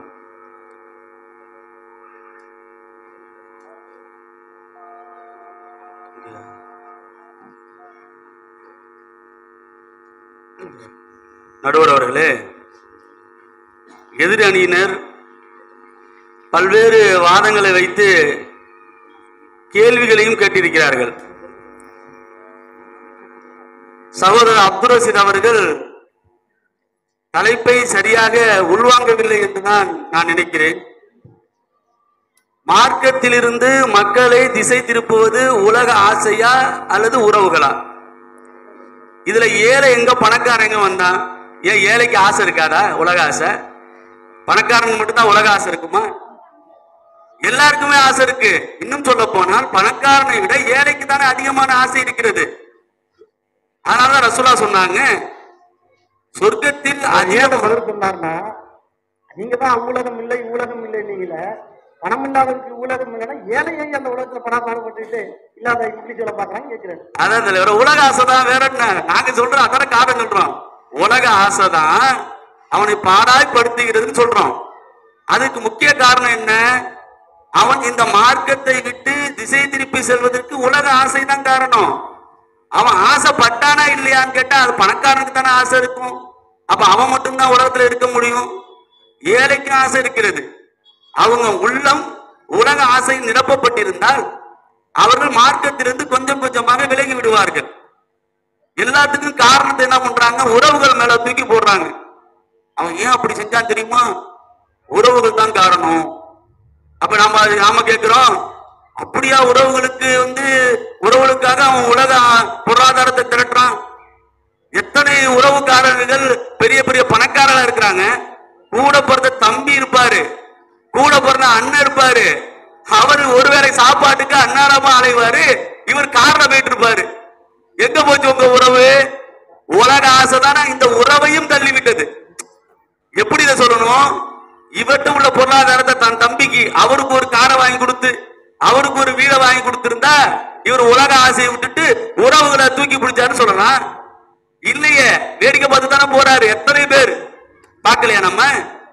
அப்ப உலக ஆசைதான் அவர்கள் உறவை பேணுவதில் இருந்து தடுக்கிறது. இன்னும் சொல்ல போனா நடுவர் அவர்களே, நேற்று ஒரு செய்தி பார்த்தேன், மாலை முரசுல வந்த செய்தி. பட்டிமன்ற தலைப்புக்கு ரொம்ப தேவைப்பட்டிருக்குன்னு சொல்லி ஸ்கிரீன்ஷாட் கூட எடுத்து வச்சிருக்கிறேன். மாலை முரசு ஸ்கிரீன்ஷாட் எடுத்து வச்சிருக்கிறேன். ஏன்னா எதிரடியில் எப்படினாலும் உறவுகள் சொல்லுவாங்க. சரி, உறவுக்கான ஒருத்தவங்க உலக பொருளாதாரத்தை தேடுறதா இருந்தா, உலக ஆசையின் பக்கம் போறதா இருந்தா, நேற்று பத்திரிகையில செய்தி வருது. ஒரு தாத்தா என்ன பண்றாரு, தன் பேரனை நரபலி கொடுத்தார். செய்தி பேரனை நரபலி எதுக்கு கொடுக்குறாரு? எவனோ ஒரு ஜோசியக்காரன் சொல்லி இருக்கான், அங்க புதையல் இருக்கு, நீ தோணுனா புதைய தக்க தக்கமா கெட்டி கெட்டியா தக்க வரும், என்னப்பா பண்ணணும், உன் பேரனை போட்டு தள்ளிடு. கொண்டு விட்டாங்க. என்ன நீங்க உலக ஆசைக்காக தன் சொந்த பேரனை கொண்டு விடுகிறார்கள். இன்னும் சொல்றாங்க நடுவர் அவர்களே, உலக ஆசை எந்த அளவுக்கு பாடாப்படுத்துதுன்னா, பொருளாதாரத்தினுடைய ஆசை தன்னை பெற்றெடுத்த தாயை விட்டு தமையன் ஓடுகிறாங்க. உலகத்துல பாக்குறோம், அவங்கள பராமரிக்க முடியல, அவங்கள பாதுகாக்க முடியல, அவங்களுக்கு உணவளிக்க முடியல. ஒரு சின்ன சண்டை சச்சரவு நம்ம பகுதியில் நடந்த ஒரு விஷயம் சொல்றேன். அவங்க தாயாருக்கும் மனைவிக்கும் பிரச்சனை. ரொம்ப நாளா தாயார் கேட்டுட்டு இருக்காங்க. அவங்க தர்கா வழிபாட்டுல உள்ளவங்க போல இருக்கு. இன்னைக்கு கொஞ்சம் அஜ்மீர் தர்கா கொண்டு போய் காட்டிக்கிட்டா. இவர் என்ன பண்ணிட்டாரு, பிரச்சனை ஓடிட்டு இருக்கு, இவங்களை வச்சு பாதுகாக்க முடியல. இதை நம்ம என்ன பண்ணிடுவோம், இந்த நேரத்தை பயன்படுத்தி அவர்களை அழகான முறையில் பாதுகாக்க வேண்டிய மகன் என்ன பண்றாரு, மாமா அவனுக்கு அஜ்மீர் தர்காவை காட்டணும்னு அழைச்சிட்டு போயிட்டார். எங்க வெளி ஸ்டேட்டுக்கு கொண்டு போய் அங்க விட்டுட்டு வந்துட்டாருங்க. விட்டுட்டு வந்துட்டாரு. அவர்கள் அங்கே சுற்றித் திரிகிறார்கள் என்ற நிலையை நாம கேள்விப்படுறோம். எவ்வளவு பெரிய ஆபத்து! இந்த உலக ஆசை பெத்த தாயை தூக்கி விட்டு அடிச்சுங்க, மார்க்கத்தை தூக்கி விட்டு. மார்க்கம்னா என்னங்க? மார்க்கம் தனியாக இருக்கிறது. மார்க்கம் என்பது பிறர் நலம் நாடுவதுதான். ரசூலா சொன்னாங்களா இல்லையா? அத்தீனும் நசிகா. பிறர் நலம் நாடுவது, பிறர் நலம் நாடுறது இருக்கட்டும், தான் சொந்த நலனே தனக்கு தாய்க்கு நலம் நாடலையே. இந்த உலக ஆசை என்பது மனிதனை பாடாய்படுத்தி மார்க்கத்திலிருந்து திசை திருப்புகிறது. இன்னும் சொல்றேன், நபி ஆதம் அலைஹிஸ்ஸலாம் அவருடைய வரலாறு நமக்கு என்ன சொல்கிறது? ஆதம் அலைஹிஸ்ஸலாம் அல்லாஹ் எங்க கொண்டு வச்சிருந்தான்? சொர்க்கத்துல வச்சிருந்தாங்க. அதை பற்றி அல்லாஹ் சொல்றான், இங்கே நீங்கள் பசித்திருக்க மாட்டீர்கள், உங்களுக்கு பசிக்காது, நிர்வாணமாக மாட்டீர்கள், வேர்க்காது, வெப்பம் இருக்காது. அப்புறம் நினைச்சு பாருங்க, அந்த சொர்க்கத்துடைய தன்மையை பத்தி சாம்பிள் கொடுக்குறாங்க. ஆனா சைத்தான் என்ன நினைச்சா, இப்ளீஸ் என்ன பண்ணா தெரியுங்களா? ஆதம் அலைஹிஸ்ஸலாம் போய் திரும்ப திரும்ப பேசினான், வஸ்வாசை ஏற்படுத்தினான். அல்லாஹ் சொல்றான், அல்லாஹ் குர்ஆன்ல சொல்றான், ஆதமுக்கு இப்ளீஸ் ஆசையை ஏற்படுத்தினான். சொர்க்கத்துல இருக்கும் போதே ஆசை. அப்ப அதை விட மனிதனுக்கு ரசூலா அழகா சொன்னாங்க, ஒரு தங்க நீரோட கொடுத்தாலும் அவனுக்கு பத்தாதான், இன்னொரு தங்க நீரோட கூடன்னு கேட்பான். அப்ப அது மிகைத்து போனாதான் மார்க்கத்திலிருந்து போயிடுவாங்க நாம சொல்றோம். அப்ப இப்ளீஸ் போய் வழி எடுக்கிறான். என்ன தெரியுங்களா ஆசை சொன்னா? எப்படி ஆசை பண்ணா தெரியுங்களா? அல்லாஹ் குர்ஆன்ல பதிவு பண்றான், மிக தெளிவாக சொல்றான். ஆதம் அலைஹிஸ்ஸலாம் போய் பேசுறான், ஆதமே, நீரும் உம்முடைய மனைவரும் சொர்க்கத்தில் இருக்கும் போது நீரும் மனைவரும் இந்த உலகத்திலேயே நிரந்தரமாக இருப்பீர்கள், நீண்ட நெடிய பெருவாழ்வு கிடைக்கும், ஆட்சி அதிகாரம் உங்களுக்கு கிடைக்கும். ரெண்டு ஆசையை மூட்டுறான். ரொம்ப நாள் வாழ்வீங்க, இங்க அப்படியே இங்கேயே மேனேஜ்மெண்ட் பண்ணிட்டு ஒரு அதிகாரத்தோடு இருப்பீங்க, ஆசையை மூட்டுறான். கொஞ்சம் கொஞ்சமாக அவரை வழிகெடுத்தான். சொல்லிட்டு அதுக்கு காரணம் சொன்னா, அல்லாஹ் தடுத்த அந்த மரத்தை போய் நீங்க தொட்டீங்கன்னு சொன்னா அது உங்களுக்கு கிடைச்சிரும். ஆசையை மூட்டானா இல்லையா? வழி தவறினாங்களா இல்லையா? உலகத்தினுடைய ஆரம்பமே, மனிதகுல வரலாற்றின் ஆரம்பமே ஆசையில் இருந்துதான் தொடங்குகிறது. அப்ப அந்த உலக ஆசையை யார் வெறுத்து தள்ளுகிறார்களோ, யார் அதற்கு முக்கியத்துவம் கொடுக்காமல் மார்க்கத்துக்கு முக்கியத்துவம் கொடுக்கிறார்களோ அவர்கள் வெற்றி பெறுவார்கள். இது இந்த மாசம் என்ன தலைவர்? ரபியுல் அவ்வல் மாசம். எங்க பார்த்தாலும் மௌலூது. ஏன் நம்மளாம் ரசூலா மீது பெரிய அபிப்பிராயம், ரசூலா மீது பெரிய பிரியெல்லாம் இல்லை பாருங்க. உலகத்தை விட, உயிரை விட அல்லாஹ்வுடைய தூதரை நேசிக்கிறோம். ஆனா என்ன, மௌலூதுகள் நடத்தப்படுகிறது, ரசூலுல்லாஹ்வுக்கு அந்த வரிகள்ல சிறுக்கான வரிகள் சேர்க்கப்படுகிறது. என்ன காரணம் கேளுங்க? எல்லாம் உலக ஆசைதான், பொருளாதாரம் தான். அதனால்தான் அல்லாஹ் குர்ஆன்ல சொல்றான், மஸலுல்லதீன ஹும்மிலு தௌராத்த சும்மலம் யஹ்மிலுஹா ஹமஸலில் ஹிமாரி யஹ்மிலு அஸ்பாரா. யார் சொல்றான்? அல்லாஹ் சொல்றான். தௌராத்துல இருந்த அந்த மார்க்கரை என்ன தெரியும் பண்ணாங்க? இந்த மார்க்கத்தை விற்றார்கள் உலகத்திற்காக. அல்லாஹ் சொல்றான், உலக ஆசையும் மார்க்கத்தை விட்டா. அதுக்கு உதாரணம் சொல்றான், அவர்கள் வேதத்தை படிக்கவில்லை, வேதத்தை படித்த கழுதைக்கு ஒப்பானவர்கள். அல்லாஹ் சொல்றாங்க குர்ஆன், நாம சொல்றோமா? தௌஹீதமா சொல்லுதா? அப்ப உலக ஆசைதான் மனித குலத்தை, மனிதர்களை மார்க்கத்தில் திசை திருப்புவது என்பது மிக முக்கியமான காரணம், ஆணித்தரமான காரணம் என்பதை மிகவும் அழுத்தம் திருத்தமாக மீண்டும் இந்த சபையிலே நாம் பதிவு செய்கிறேன். நடுவர், நீங்கள் நடுநிலை சமுதாயத்தை சேர்ந்தவர், எனவே நீங்கள் சரியான தீர்ப்பு வழங்குமாறு கேட்டுக்கொள்கிறேன். நம்ம ஜமாத் சார்பா நடுநிலை சமுதாயம் பத்திரிகை வருது, அதனால நடுநிலை சமுதாயத்தை சேர்ந்தவர். அது மட்டும் இல்ல, அல்லாஹ் திருமறை குர்ஆன்ல சொல்லும் போது இந்த நபியினுடைய உம்மத்தவர்கள், ரசூலுல்லாஹ்வுடைய உம்மத்தவர்கள் நடுநிலை சமுதாயம், உம்மத்தன் வசத்தா. அப்ப அந்த அடிப்படையில ஒரு அழகான தகவல் சொன்னாங்க. அல்லாஹ் ரப்புல் ஆலமீன் முதல் மனிதர் ஆதம் ஹவ்வாவ் அவர்களை படைத்து இந்த இருவருக்காக அல்லாஹ் ஒரே ஒரு ஹராமை தான் அல்லாஹ் சொல்லுகின்றான். ஒரே ஒரு தடுக்கப்பட்டது மம்னூ, பாக்கி அனைத்தும் ஹலால். உங்களுக்கு ஒரே ஒரு மம்னூ தடுக்கப்பட்டிருக்கிறது. நல்லா நினைச்சு பாருங்க. இப்ப நமக்கெல்லாம் நிறைய மம்னூ, நிறைய தடை இருக்கிறது. ஒரே ஒரு தடை தான், இந்த மரத்தை போய் நெருங்காத. சைத்தான் அடிச்சான் பாத்தீங்களா? அவன் ஆதம் அலைஹிஸ்ஸலாம் கொஞ்சம் நினைச்சு பார்த்திருக்காங்களா? என்னடா அல்லாஹ் எல்லாத்தையும் ஹலாலாக்குனானே, ஒண்ணுதானே நமக்கு தடை செய்திருக்கிறான் அல்லாஹ், இந்த ஒண்ணுல நாம சரியா இருப்போம்னு உண்மையிலேயே உறுதியா இருக்க முடியும். இறைவனுடைய தூதர் அடிச்சா சைத்தான் ஒரே அடி. உலக ஆசை மாதிரி அவங்களுக்கு நிரந்தரமா இருக்கணும், சொர்க்கத்திலேயே இருக்கணும், ஜாலியா இருக்கணும், மலக்கா மாறிடும், இருவருடைய உள்ளத்திலும் அவன் ஊசலாட்டத்தை ஏற்படுத்தி ஒரு இறைவன் செய்த கடையை அல்லாஹ்வுடைய கட்டளையை மீறும் அளவுக்கு செய்தான். ஆசை தானே பாது உலகம் ஆச்சரியம் ஆகிறதா என்னன்னு தெரியல. மொத்தத்துல ஆசை நாசமாகுச்சு இல்ல. இப்ப எல்லாத்துக்கும் டேமேஜா போச்சு. அவன் இதுக்கு பதில் சொல்லணும், சொல்லிதான் ஆகணுங்கிற மாதிரி கொண்டு நிறுத்தியிருக்காரு. இதுக்கு சரியான பதில் சொல்லக்கூடிய விதத்தில் சகோதரர் ராஜமுது அவர்கள் உங்களிடத்தில் தன்னுடைய கருத்தை பதிவு செய்வார். அஸ்ஸலாமு அலைக்கும் வரஹ்மத்துல்லாஹி வபரகாத்துஹு.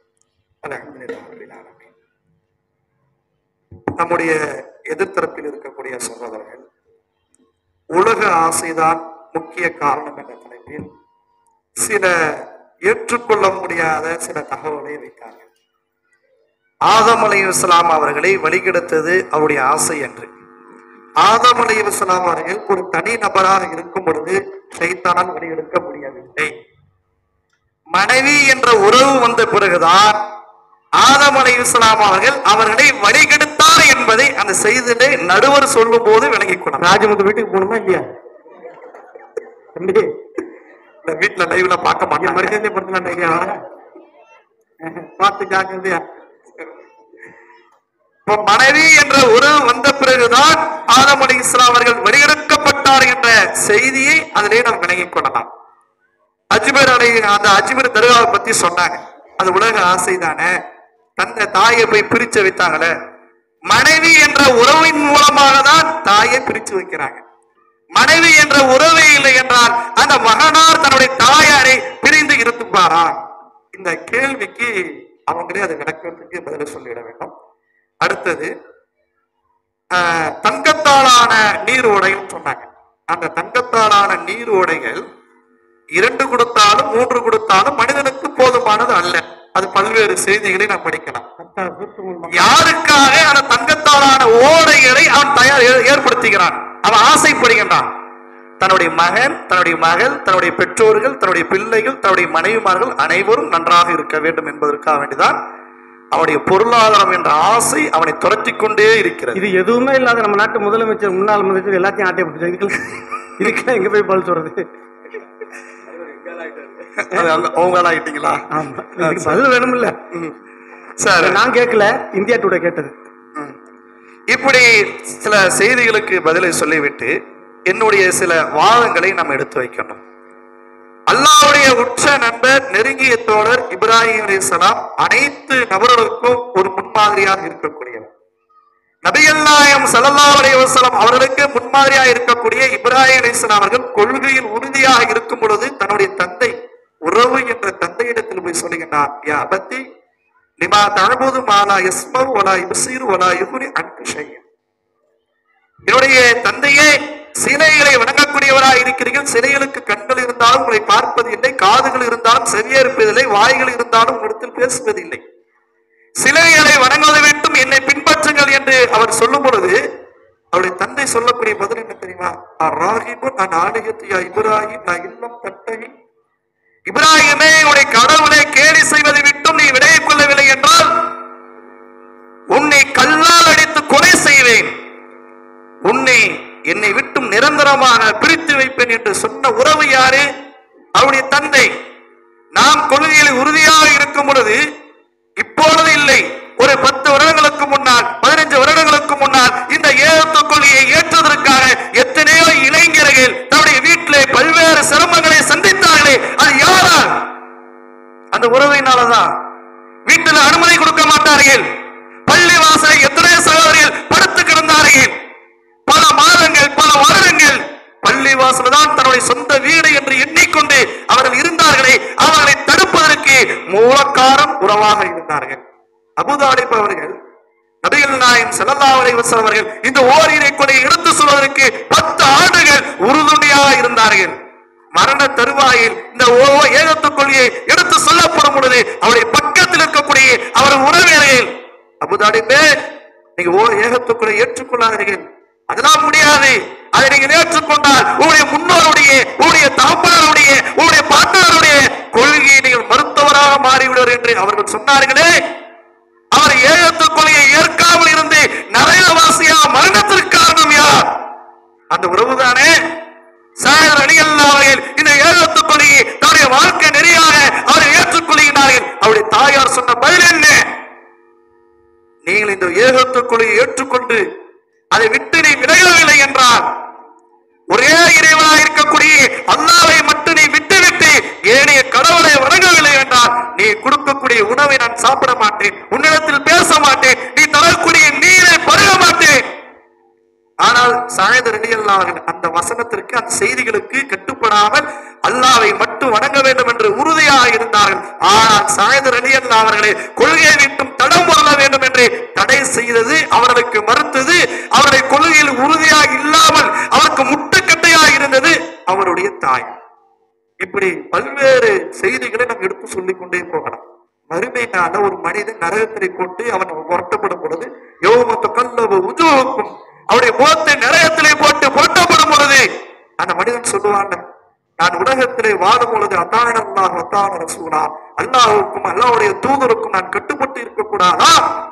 வேற யாருக்கு கட்டுப்பட்டு இருந்தா?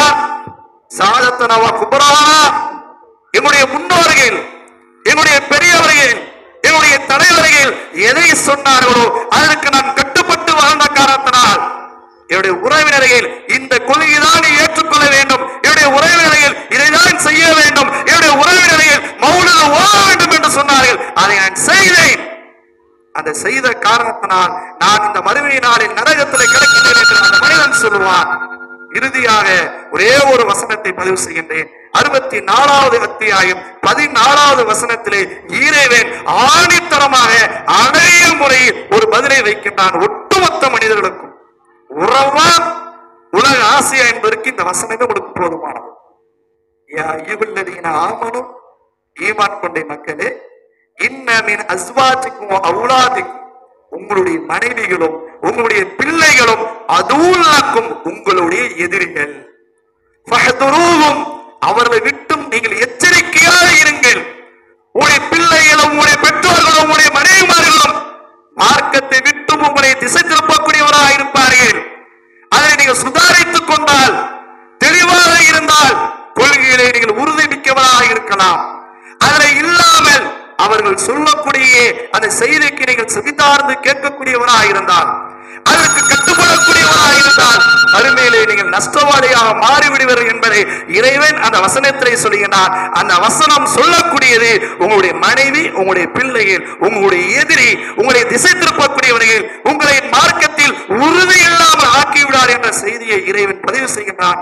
இந்த வசனத்தின் பிரகாரம் மார்க்கத்தை விட்டும் திசை திருப்பக்கூடியது பெரும் காரணம் உறவு என்ற அடிப்படையில் என்னுடைய வாதத்தை நான் எடுத்து வைக்கின்றேன். அஸ்ஸலாமு அலைக்கும் வரஹ்மத்துல்லாஹி வபரகாத்துஹு. இஸ்லாம் இப்போ இன்னைக்கு நைட்டு ஒரு ஆளுக்கு சாப்பாடு இல்லை, ஒரு ஆளுக்கு இருக்குங்க. இது தெளிவா திரும்ப திரும்ப உன் மனைவி உனக்கு எதிரி, உன் பிள்ளை எதிரின்னு அடிச்சிட்டாரு. இப்போ எதிரி இல்லை, சூப்பராக பேசுறது. எதிரிலாம் இல்லை, ஃப்ரெண்டு தான். நான் போய் சாப்பிட போகணும் அங்கே தான். ஆனால் இப்போ அவருக்கு கரெக்டாக பதில் வச்சிருப்பாருன்னு நினைக்கிறேன். அடுத்ததாக சகோதரர் சலீம் அவர்கள் இதுவா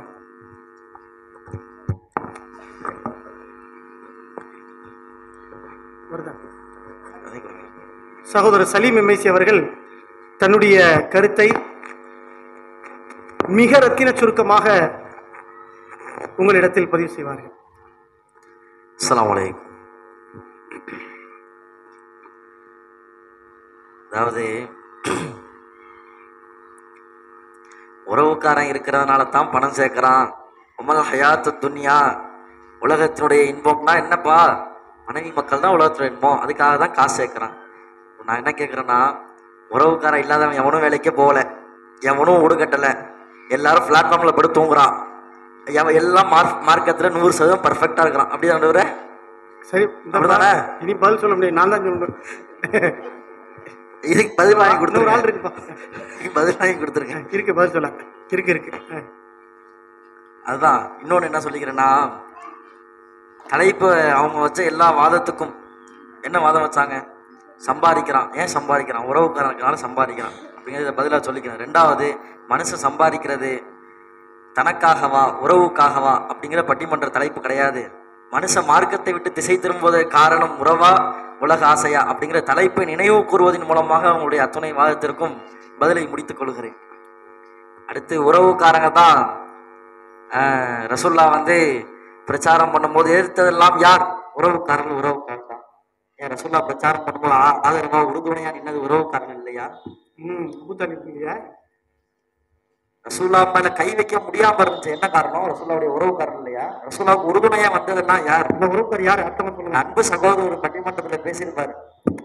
உறவுக்காரர் ரசூல்லாவுக்கு உறுதுணையா சப்பாமலை நின்னப்போ இந்த கோடியத்தெல்லாம் அடிச்சு உறவுக்காரர் நிக்கலையா அப்படின்லாம் பேசினாரு. எனக்கு சொல்லும் போது அதெல்லாம் ஞாபகத்துக்கு வந்துட்டு போனுச்சு நடுவர் அவர்களே. இவரதான் பேசினார என்ன பண்றது, எங்க டியூட்டி எப்படி? இப்போ உலகத்தினுடைய ஆசைதான் மனிதர்கள் மார்க்கத்தை விட்டு திசை திரும்புவதற்கு பிரதான காரணம். எதிர்த்தரப்பில் உள்ள சகோதரர்கள் சொன்னார்கள், உறவுக்காரர்கள் ஒரு சில காரியங்களில் மார்க்கத்தை விட்டு திசை திருப்புகிறார்கள். ஆனால் பெரிதும் காரணம் என்னவென்றால் உலகத்தினுடைய ஆசைதான் மனிதன் வழி தவறி போவதற்கு மிக முக்கியமான காரணமாக இருக்கிறது. நடுவர் அவர்களே, எதிர்த்தரப்பில் இருக்கிறவங்க சொல்லும் போது பொருளாதாரத்துக்காக மக்கள் வெளியிட்டாங்க அப்படி ஏதாச்சும் செய்தி இருக்குதா அப்படின்னு கேட்டாங்க. நான் சொல்றேன், அல்லாஹ்வின் தூதர் அவர்கள் சொன்னார்கள், அல்லாஹ்வின் மீது ஆணையாக லல் ஃபக்ர அக்ஷா அலைக்கும், மக்களே உங்களுக்கு வறுமை வந்து விடும் என்று நான் பயப்படல. வறுமைனா மனைவி மக்கள் வச்சு சொல்லல, காசு பணம் இல்லாம நீ வறுமையா போய் இந்த மார்க்கத்திலிருந்து தடம் புரண்டுறியோ நான் பயப்படல. வலாக்கின் அக்ஷா அலைக்கும், இருந்தாலும் எதுல தெரியுமா பயப்படுறேன்? யாரை பார்த்து சொன்னாங்க?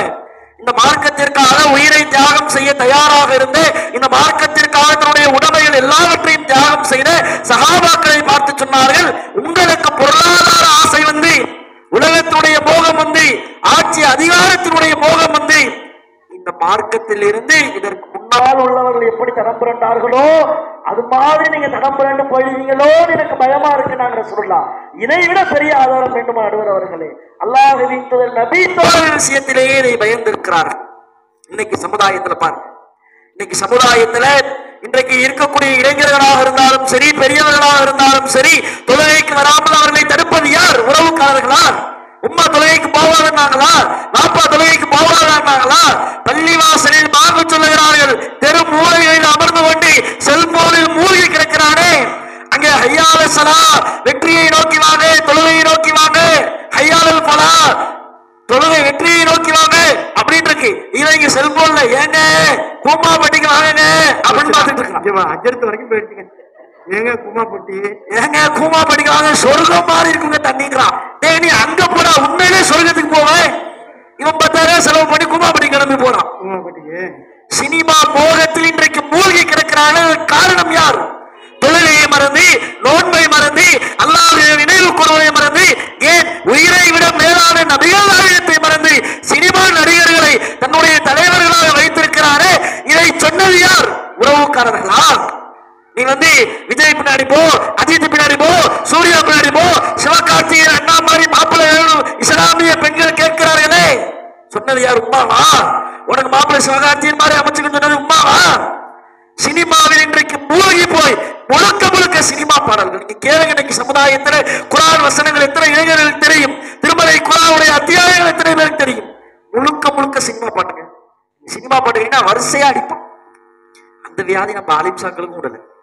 அங்க ஆரம்பிச்ச சினிமா மோகம் மௌலூது வரைக்கும் வந்துருச்சுங்க. மௌலூது குப்பை இருந்தாலும் அந்த குப்பையில் எக்ஸ்ட்ரா லக்கேஜா சினிமாவே கொண்டு வந்து சேர்த்துட்டாங்க. எப்படி இருக்கு தெரியுமா? நீங்க பாருங்க நடுவர் அவர்களே, இந்த மௌலூது சினிமா குப்பைய காதல் கொண்டேன், கனவேலும் நினைவேலும் காண வேண்டும், கனவேலும் நினைவேலும் காண வேண்டும், ஒன்றாடு என்னை ஒன்றாக்கும் நிலை போதும். ஆர்கெஸ்ட்ரா நடத்தி போலாம். அடுத்த படத்துல கண்டிப்பா வாய்ப்பு கிடையாது. மூணுது மௌலூது நடுவர்களே கூடுறாங்களா? இப்பெல்லாம் சுபகான மௌலூது ஓல்டு ட்ரெண்டிங். இப்பெல்லாம் எல்லா சினிமா பாட்டுல பாடுற மௌலூது புது ட்ரெண்டிங். இது இந்த மெட்டை போட்டு விட்டு எங்க ஊர் அஜத்து காதல வாங்கி நாளைக்கு அவரு வந்து இதோட பெரிய மெட்டா காலையில் கன்வீனியன்ஸ் ஓத போய் அல்ல காப்பாத்துங்க. நீங்க பாருங்க, நபிகள் நாயகம் ஸல்லல்லாஹு அலைஹி வஸல்லம் அவர்களை புகழ்வதாக இருந்தாலும் கூட அந்த மௌலூது குப்பை அதை நான் ஏத்துக்கல, அது மார்க்க அடிப்படையில் கூடாது. அந்த இடத்தில் கூட சினிமாவை கொண்டு வந்து திணிக்கிறார்கள் என்றால் இந்த உலகத்தினுடைய ஆசை மனிதர்களை எப்படி வழிகெடுத்திருக்கிறது என்று பாருங்கள். இன்னைக்கு முடி வெட்டா, எப்படி முடி வெட்டா? உமா அப்பா நல்ல மண்டையில செட்டையை கவுத்து வச்சு ஒட்டை வெட்டிட்டு வரான்னு சொன்னா இவன் ஃபயர் கட்டிக்கிட்டே மண்டையில நெருப்பு கொளுத்து விட்டு வரான். கேட்டா இவர் அப்படிதான் வெட்டினாரு, ஹீரோ அப்படித்தானே வெட்டினாரு. சட்டை பேண்ட் போட்டு வரான், சட்டையில பாக்கெட் கிழிஞ்சிருக்குது, பேண்ட் 2 பக்கம் முட்டி கீழே கிழிஞ்சிருக்குது. என்கிட்ட ஒரு போய் அனுப்பி போகிறான், அவன் இந்த பக்கம் 3 கோடு இந்த பக்கம் 3 கோடு, ஏன்டா போட்டேன்னு. உமா படசு நடத்தினானா, பாப்பா படசு நடத்தினானா, நான் தான் போய் போறேன். நடுவரே திருப்பி சொல்லிட்டாங்க. அப்போ இதுதாங்க யதார்த்தம். இன்றைக்கு மனிதர்களுடைய உலக ஆசைதான் சினிமாவில் முழுவதாக இருக்கட்டும், உலகத்துடைய இன்பமாக இருக்கட்டும், பொருளாதாரம் திரட்டுவதாக இருக்கட்டும். ஜும்மா தொழுகைக்கு வராங்களே பள்ளிவாசல், இன்றைக்கு நீங்கள் பாருங்கள், ஜும்மா தொழுகையில் இன்னும் அல்ஹம்துலில்லாஹ் ஆரம்பிக்கின்ற போது இருக்கிற மக்கள் எத்தனை பேர், ஜும்மா தொழுகை முடிகின்ற போது வருகின்ற நபர்கள் எத்தனை பேர், எல்லாம் பொருளாதாரம் சம்பாதிக்கணும். கடையை திறந்து வைப்போம். இன்னும் எத்தனையோ இஸ்லாமியர்கள் ஜும்மா அன்று கடையை மூடாமல் கூட இதுக்கு எதிரணி சொல்லுவாங்க, அவன் ஏன் சம்பாதிக்கிறான் தெரியுமா, அவன் வீட்டில் வறுமை, சாப்பாட்டுக்கு வழி இல்லை, மனைவிக்கு சாப்பாடு போடணும், ஏது 1/2 மணி நேரம் கடையை மூடிட்டு வர்றது, அதனால ஒரு மாசம் ஃபுல்லா சாப்பாடு போட போற குடும்பத்தில் இருக்கு. அப்ப முழுக்க உறவுக்காரர்களை விட உலகத்துடைய ஆசைதான் ஒரு மனிதன் இஸ்லாத்தை விட்டு வழிதாரி போவதற்கு. இன்ஸ்டாகிராமினுடைய மோகம்தான், யூடியூபினுடைய மோகம்தான், சினிமா மோகம்தான், உலகத்துடைய ஆசைதான் எல்லாவற்றுக்கும் அடிப்படை பிரதானமாக காரணமாக இருக்கிறது என்பதை கூறி, உலக ஆசைதான் மார்க்கத்தை விட்டு மக்களை வழிகெடுக்கிறது என்பதை கூறி நிறைவு செய்து கொள்கிறோம். அஸ்ஸலாமு அலைக்கும். இந்த அணியினுடைய 2வது கருத்தையும்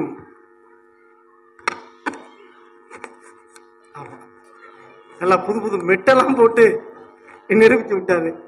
இப்ப போக பார்த்தா இவங்களுக்கு 7-8 ரவுண்டு போகும்போல இருக்கு. 2 ரவுண்டு போதும், ஏன்னா தேவையான கருத்தை பதிவு செஞ்சிருக்கிறாங்க. ஆக மொத்தம் நமக்கு என்ன தெரியுதுன்னா, இந்த உலகத்துல சினிமா பாட்டை பாடியாச்சும் எதுலையாச்சும் ஒரு விஷயத்தை சொல்லியாச்சும் நமக்கு உலக ஆதாயம் வேணும், உலகத்தினுடைய இன்பங்கள் வேணும் என்பதற்காக மார்க்கத்தை புறம் தள்ளி மனோ இச்சையின் அடிப்படையில் இந்த உலக ஆதாயத்திற்காக வாழ்கிறார்கள் என்பதை பதிவு செய்திருக்கிறாங்க. இல்லப்பா, அதெல்லாம் கிடையாது, உறவுகள் தான் நம்மளை திசை திருப்புது. அவன் ஏன் சினிமா பாட்டை அப்படி பாடி இருந்தாலும் ஓதுறான், ஏதோ 5-10 கொடுப்பாங்க, மனைவி மக்களுக்கு சோறு வாங்கி கொடுக்கலாம். மறுபடியும் அந்த கருத்தை தெளிவா பதில் சொல்றதுக்கு நம்முடைய இப்ப கொடுக்கறது இல்லையா, மறுபடியும் அவங்க ஊருக்கு நாம் பயன் போகணும் இல்லை. அப்ப அந்த அடிப்படையில் சகோதரர் ரஷீத் எம்ஐசி அவர்கள் தன்னுடைய உறவுகளே என்ற கருத்தை இப்பொழுது பதிவு செய்வார்கள். அஸ்ஸலாமு அலைக்கும் வரஹ்மத்துல்லாஹி வபரகாத்துஹு. அலைஹிஸ்ஸலாம். எதிரணிக்கு பதில் கொடுத்தாலே கிட்டத்தட்ட விடிகிற வரைக்கும் கொடுக்கணும் இருக்காங்க. புரிய மாட்டேங்குது, என்ன கருத்தை சொல்றோம், என்ன எதுன்னு என்ன செய்ய மாட்டேங்குது, புரிய மாட்டேங்குது. பேசுறீங்களே அவ்வளோ. ஏன்னா எனக்கு ஏழை பணக்காரன்னு ஒரு உதாரணம் சொன்னோம். எதுக்கு சொன்னோம், நீங்க சொன்ன பழமொழி இதுக்கு செட் ஆகாதுன்றதுக்காக என்ன செஞ்சோம், நம்ம சொன்னோம். அப்ப அதை அவங்க ஒரு மாதிரி செய்யறாங்க, புரிஞ்சுக்கிறாங்க. அப்ப இந்த மாதிரி நிறைய விஷயங்களை தவறாக புரிஞ்சுக்கிட்டதுனால தான் இங்க என்ன செஞ்சிருக்கிறாங்க, உட்கார்ந்துருக்கிறாங்க. சகோதரர் சலீம் அவர்கள் உலக ஆசைதான் காரணம் அப்படின்னு வாதத்தை எடுத்து வைங்கன்னா, அவர் மௌலூத் பாட்டை போட்டுக்கிட்டு இருக்காரு. என்ன என்ன பண்றாரு தெரியல. அவரு என்ன விஷயம், நீங்க வாதத்தை வைக்கணும், அங்க வாதத்தை என்ன செய்ய மாட்டாங்க, வைக்க மாட்டாங்க. நல்ல ஆக்ரோஷமா பேசினா மட்டும் சரியா போயிடாது, கருத்துக்களை பதிவு செய்யும். என்னன்னா என்ன கேட்கிறாரு, அவன் தொழாம நிக்கிறான்ல, உறவுக்காரனா தொழாம உறவுக்காரனா தொழ வேணான்னு சொல்றான். இப்ப அதே பையன் ஸ்கூலுக்கு போலன்னு வச்சுப்போம், என்ன நடக்கும், வீட்டுல பலார்னு விடுவோம், காலையில போல எந்திரிச்சு ஸ்கூலுக்கு கிளம்புடான்னு சொல்லுவோம். அப்ப தொழுவ போங்கன்னு சொல்ல வேண்டியது பெற்றோருடைய உறவுடைய கடமை. அந்த கடமையை அவங்க சரியா செய்யல, அதனாலதான் வழிகட்டுக்கு போறான்னு நாங்க சொல்றோம். அதுதான் இவங்களுக்கு என்ன செய்ய மாட்டேங்குது, புரிய மாட்டேங்குது. சினிமாக்காரர்களை தலைவர்களாக எடுத்துக்கொள்கிறார்கள். அதுக்கு இதுக்கு என்ன சம்பந்தம், சினிமாக்காரர்களை தலைவராக எடுத்துக்கிறதுக்கு இதுக்கு என்ன சம்பந்தம். சமீபத்துல ஒரு மாநாடு நடந்துச்சு, ஒரு முஸ்லீம் பெண்மணி பேட்டி கொடுக்குது. பின்னாடி உட்கார்ந்து இருக்கிறது யாரு, ஹஸ்பண்ட் தான் உட்கார்ந்துருக்கான், அவன் தான் அழைச்சிட்டு போறான், கணவன் தான் அழைச்சிட்டு வந்தான்னு சொல்றான். இந்த மாதிரி எக்கச்சக்கமான விஷயங்களை நம்ம என்ன செய்யலாம், உதாரணமா எடுத்து இவங்களுக்கு என்ன செஞ்சலாம், பதில் சொல்லிக்கிட்டே இருக்கலாம். அவங்க என்ன செய்வாங்க, இந்த மலுப்பு வாதங்களை தான் என்ன செய்யறாங்க, வச்சுக்கிட்டு இருக்காங்க. நம்ம சொல்லக்கூடிய விஷயம் என்னவென்றால், ஒரே ஒரு விஷயத்தை உங்களுக்கு சொல்கிறேன். இப்ப இங்க பேசப்படக்கூடிய எல்லா விஷயங்களும் குர்ஆன் ஹதீஸின் அடிப்படையில சொல்லப்பட்டது. சரிதான் நடுவர்களே. சரி, இந்த குர்ஆனை, திருமுறை குர்ஆனை நமக்கு ஓதி காட்டியவர் நபி அவர்கள். கரெக்டா ஒத்துக்கிறீங்களா? இந்த ஹதீஸை நமக்கு விளக்கி சொன்னவங்க நபிகள் நாயகம் ஸல்லல்லாஹு அலைஹி வஸல்லம் அவர்கள். நபிகள் நாயகம் ஸல்லல்லாஹு அலைஹி வஸல்லம் அவர்களையே அல்லாஹ் ரெண்டு விஷயத்தில் திருமறை குர்ஆன்ல கண்டிக்கிறான். ஒண்ணு அபசவத்துவெல்லாம் நான் ஏற்கனவே சொல்லிட்டேன், அதுவும் உறவுக்காரர்கள் மூலமா தான் அந்த கண்டிப்பு வந்து இறங்கிடுச்சு. ரெண்டாவது ரசூலுல்லாஹ் தேன் சாப்பிட மாட்டேன்னு சொன்னாங்க. தேன் ஹராம்னு அல்லாஹ் ஹலாலாக்கிய ஒன்றை ஹராமாக்குவது எந்த நபிக்கும் தகுதியாகாதுன்னு அல்லாஹ் கண்டிச்சான். யாரால கண்டிச்சான்? மனைவிமார்களால தான் கண்டிச்சான். இப்ப கூட ஒண்ணு இல்ல, மொபைல வாங்கி பாருங்க, என்னென்ன உங்க மனைவி பேரை என்ன பேர் போட்டு சேவ் பண்ணி வச்சிருக்கீங்க. ஒருத்தவன் டிரான்ஸ்பார்மர்னு சேவ் பண்ணி வச்சிருக்கிறான், ஒருத்தவன் ஆட்டோ பாம்னு சேவ் பண்ணி வச்சிருக்கிறான், என்னென்னமோ. இல்லை அப்படி இல்லைன்னா ஒய்ஃபி அப்படிலாம் போங்க. எப்படி பண்ணிருக்கீங்க? நான் எப்படி பண்ணிருக்கேன் அதை விடுங்க. இவரு மட்டும் தப்பிக்கிறான் இல்ல, இந்த மாதிரி சேவ் பண்றவங்களும் இருக்கிறாங்க. இந்த மாதிரி சேவ் பண்ணா அடிமுழுன்னு சொல்லி ரொம்ப அன்பா சேவ் பண்றவங்களும் என்ன செய்யறாங்க இருக்கிறாங்க. அப்ப இதெல்லாம் வந்து உறவுகள் தான் எல்லாத்திற்கும் அடிப்படை காரணமாக இருக்கிறாங்கன்றத நம்ம திரும்ப திரும்ப என்ன செய்யறோம் சொல்றோம். சரியா? சரி, நான் என்ன சொல்றேன், ஒருத்தன் பொருளாதாரத்துக்காக மார்க்கத்தை விட்டு போவானா? ஒருத்தன் பொருள் எனக்கு காசு, எனக்கு ஒருத்தர் வந்து 50 லட்சம் ரூபாய் கொடுக்குறான், நீ இஸ்லாத்தை விட்டு வான்னு சொன்னா ஒருத்தன் வருவானா? வரமாட்டான். ஒரு பெண்ணை காதலிச்சானா போயிடுறான். ஒரு பெண் ஆணை திருமணம் செய்வதற்காக மதம் மாறி இன்றைக்கு கோயில்ல போய் மாலையும் கழுத்துமாக நிற்கிறார்களே, இது உறவுக்காக பொருளாதாரத்துக்காக? சொல்லுங்க நீங்க. மார்க்கத்தை தூக்கி போடுறான், உறவிற்காக மார்க்கத்தை தூக்கி ஓரமா வச்சுட்டு கோயில்களில் போய் மதம் மாறி திருமணம் முடிக்கக்கூடிய பெண்கள் இருக்கிறார்களா இல்லையா? பார்க்கிறோமா பார்க்கலையா? ஒவ்வொரு சர்பதிவாளர் அலுவலகத்திலையும் ஒட்டுறான், இந்த பொண்ணு வந்திருக்கா, இந்த பையனும் திருமணம் முடிக்க போறாங்க, யாருக்காச்சும் அப்செக்ஷன் இருக்கான்னு சொல்லி ஒட்டுறான். அதுல முஸ்லிம் பெண்கள் இருக்கிறாங்களா இல்லையா? முஸ்லிம் ஆண்கள் இருக்கிறாங்களா இல்லையா? நீ ஓ மதத்தை ஃபாலோ பண்ணிக்க, நான் ஏன் மதத்தை ஃபாலோ பண்ணிக்கிறேன் என்று அந்த உறவை பிரிய முடியாமல் ஹராம்ல போய் விழுறானா இல்லையா?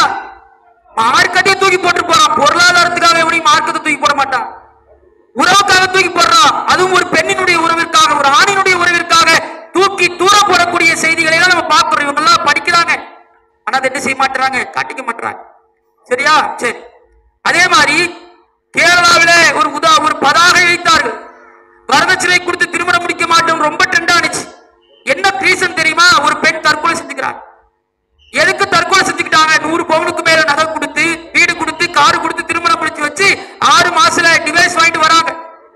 100 பவுன் நகை கொடுத்த தாய் தந்தையர் அந்த பொண்ணை பாத்துக்க மாட்டாங்களா?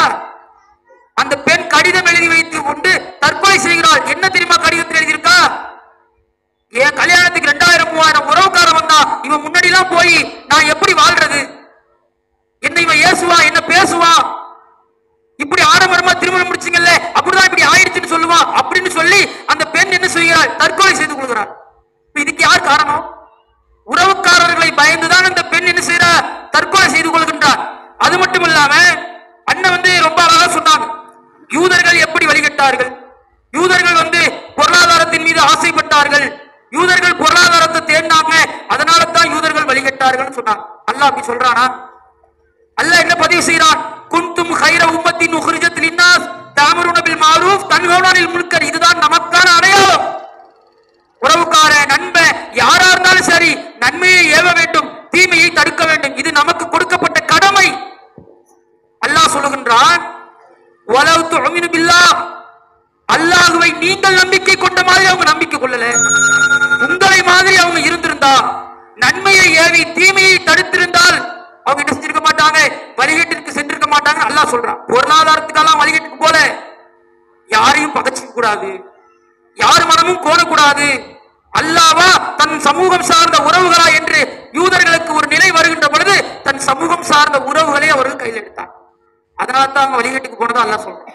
நம்ம அப்படி எடுக்கல, அதனாலதான் நம்ம நேர் வழியில இருக்கிறதா அல்லாஹ் சொல்றான். அப்ப யூதர்கள் பொருளாதாரத்தால போனா அப்படின்றதே முதல்ல தப்பு. சரியா? இதையும் நான் இங்க என்ன செய்கிறேன், பதிவு செய்து கொள்கின்றேன். அதே மாதிரி நிறைய சில விஷயங்களை சொல்லலாம். அல்லாஹ்வுடைய தூதர் சொல்றான், ஒவ்வொரு குழந்தையும் பிறக்கும் பொழுது இறை மார்க்கத்தில், இயற்கை மார்க்கத்தில் தான் பிறக்குது. அதை யூதர்களாகவும் கிறிஸ்தவர்களாகவும் மாற்றுவதே உறவுகள் தான். மார்க்கத்தை மாற்றுவது யாரு? பெற்றோர்கள் என்று அல்லாஹ் ரப்பல் ஆலமீன் பதிவு செய்கிறான். அப்போ உறவுகள் என்பது நம்மை தண்டனைக்கு, மறுமையினுடைய தண்டனைக்கு மட்டும் தள்ளாது, இணை வைப்புக்கே தள்ளும் என்பதை என்னுடைய வாதத்தில் ஆணித்தனமாக நான் இங்கு பதிவு செய்து கொள்கிறேன்.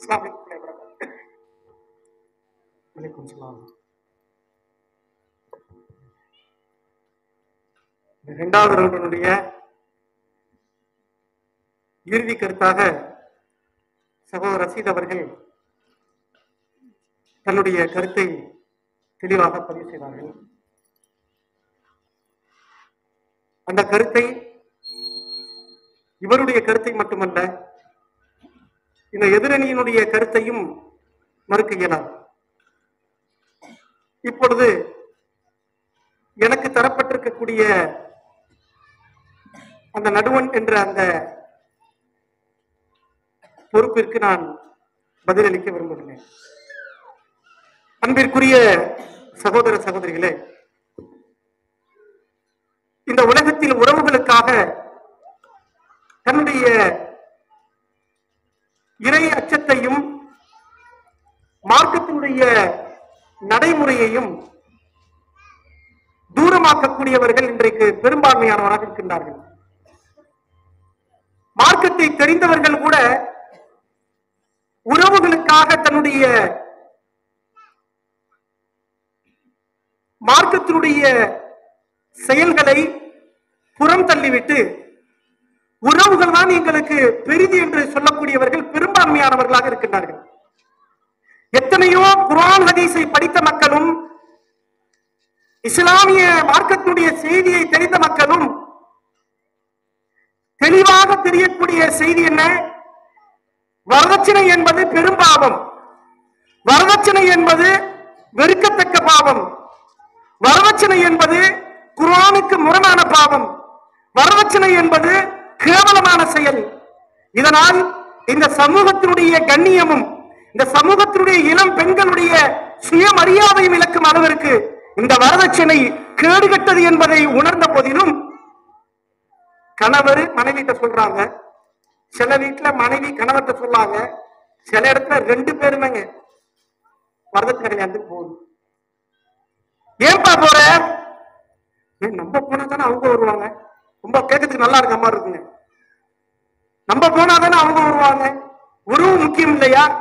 நல்ல தெரியும் குர்ஆன் ஹதீஸ் உண்மைதான் என்று. இதை சொல்லி ஒத்துக்கொண்டு திருமணம் முடித்தவர்கள் எத்தனையோ பேர்.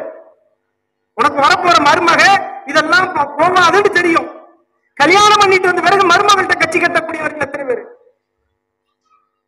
என்ன வராத, இவங்க நேரம் சொந்தத்துக்கு போக போகுது அந்த பிள்ளை. என்னதுங்க, உறவுக்காக வேண்டி இந்த மார்க்கத்தை புறந்தள்ளக்கூடிய அளவிற்கு வரதட்சணை திருமணமாக இருக்கட்டும், ஆடம்பர திருமணமாக இருக்கட்டும், காது குத்தாக இருக்கட்டும், நீராட்டு விழா சீராட்டு விழாக இருக்கட்டும், வளைகாப்பாக இருக்கட்டும், ஹத்தம் ஹந்தூரி பாத்தியாவாக இருக்கட்டும், இது போன்ற எத்தனையோ விஷயங்களில் தங்களுடைய மார்க்கத்தை அடகு வைக்கக்கூடிய நிலையில் இருக்கக்கூடியதை பார்க்கின்றோம். காரணம் என்ன? உறவு முக்கியம் இல்லையா? உறவு எவ்வளவு முக்கியம்? அந்த வார்த்தை திரும்ப திரும்ப அவங்க பதிவு செய்வாங்க. இது ஒரு பக்கம். இன்னொரு பக்கத்தை பார்க்கலாங்க, உறவுனால நாசமா போறது. கவனிச்சுக்கங்க, இங்க இருக்கக்கூடிய சகோதரர்களுக்கும் தெரியும், கணவர் உள்ள பெண்களுக்கும் தெரியும். இவர் வெளிநாட்டுல இருப்பாருங்க, துபைல. சுபு தொண்டுக்குலாம் அவருக்கு போன் அடிப்பாரா? சுபு நேரத்துல மெசேஜ் வருங்க, தாண்டு விடுவோம் போயிட்டு டயத்துக்கு. அங்க இருக்கும் போது சுபு தொழு வருது, தகஜத்து தொழு வருது. என்னங்க எத்தனை கிழமை? வெள்ளிக்கிழமை, திங்கக்கிழமை நோம்பு வைக்க, வியாழமை திங்கள் ஊருக்கு வருவாங்க. அதே மாதிரி வெளிநாட்டுல இருக்கும் பாத்தீங்கன்னா, உம்ராக்கு போயிட்டு வந்த மாதிரி துவா செய்யுங்க, இங்க போய் அத்திக்கு போற போய் ஊருக்கு வருவான்.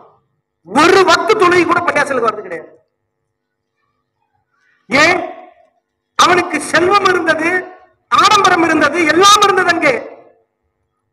ஆனால் ஊர்ல உறவுன்னு ஒண்ணு வந்தவன, இந்த உறவின் மூலமாக அவனுடைய இறையச்சத்தை அவன் இழந்து கொண்டிருக்கிறானா இல்லையா? என்னைக்காச்சும் ஒரு மனைவி, அல்லாஹ் உங்களுக்கு இவ்வளவு பறக்கத் செஞ்சிருக்கிறானே, கை நிறைய செல்வத்தை தந்திருக்கிறானே, இவ்வளவு அழகான இல்லங்களை தந்திருக்கிறானே, நம்முடைய பிள்ளைகளுக்கு கல்வி ஞானத்தை தந்திருக்கிறானே, எந்திரா போய் ஃபஜ்ர் தொழுதுட்டு வாடா.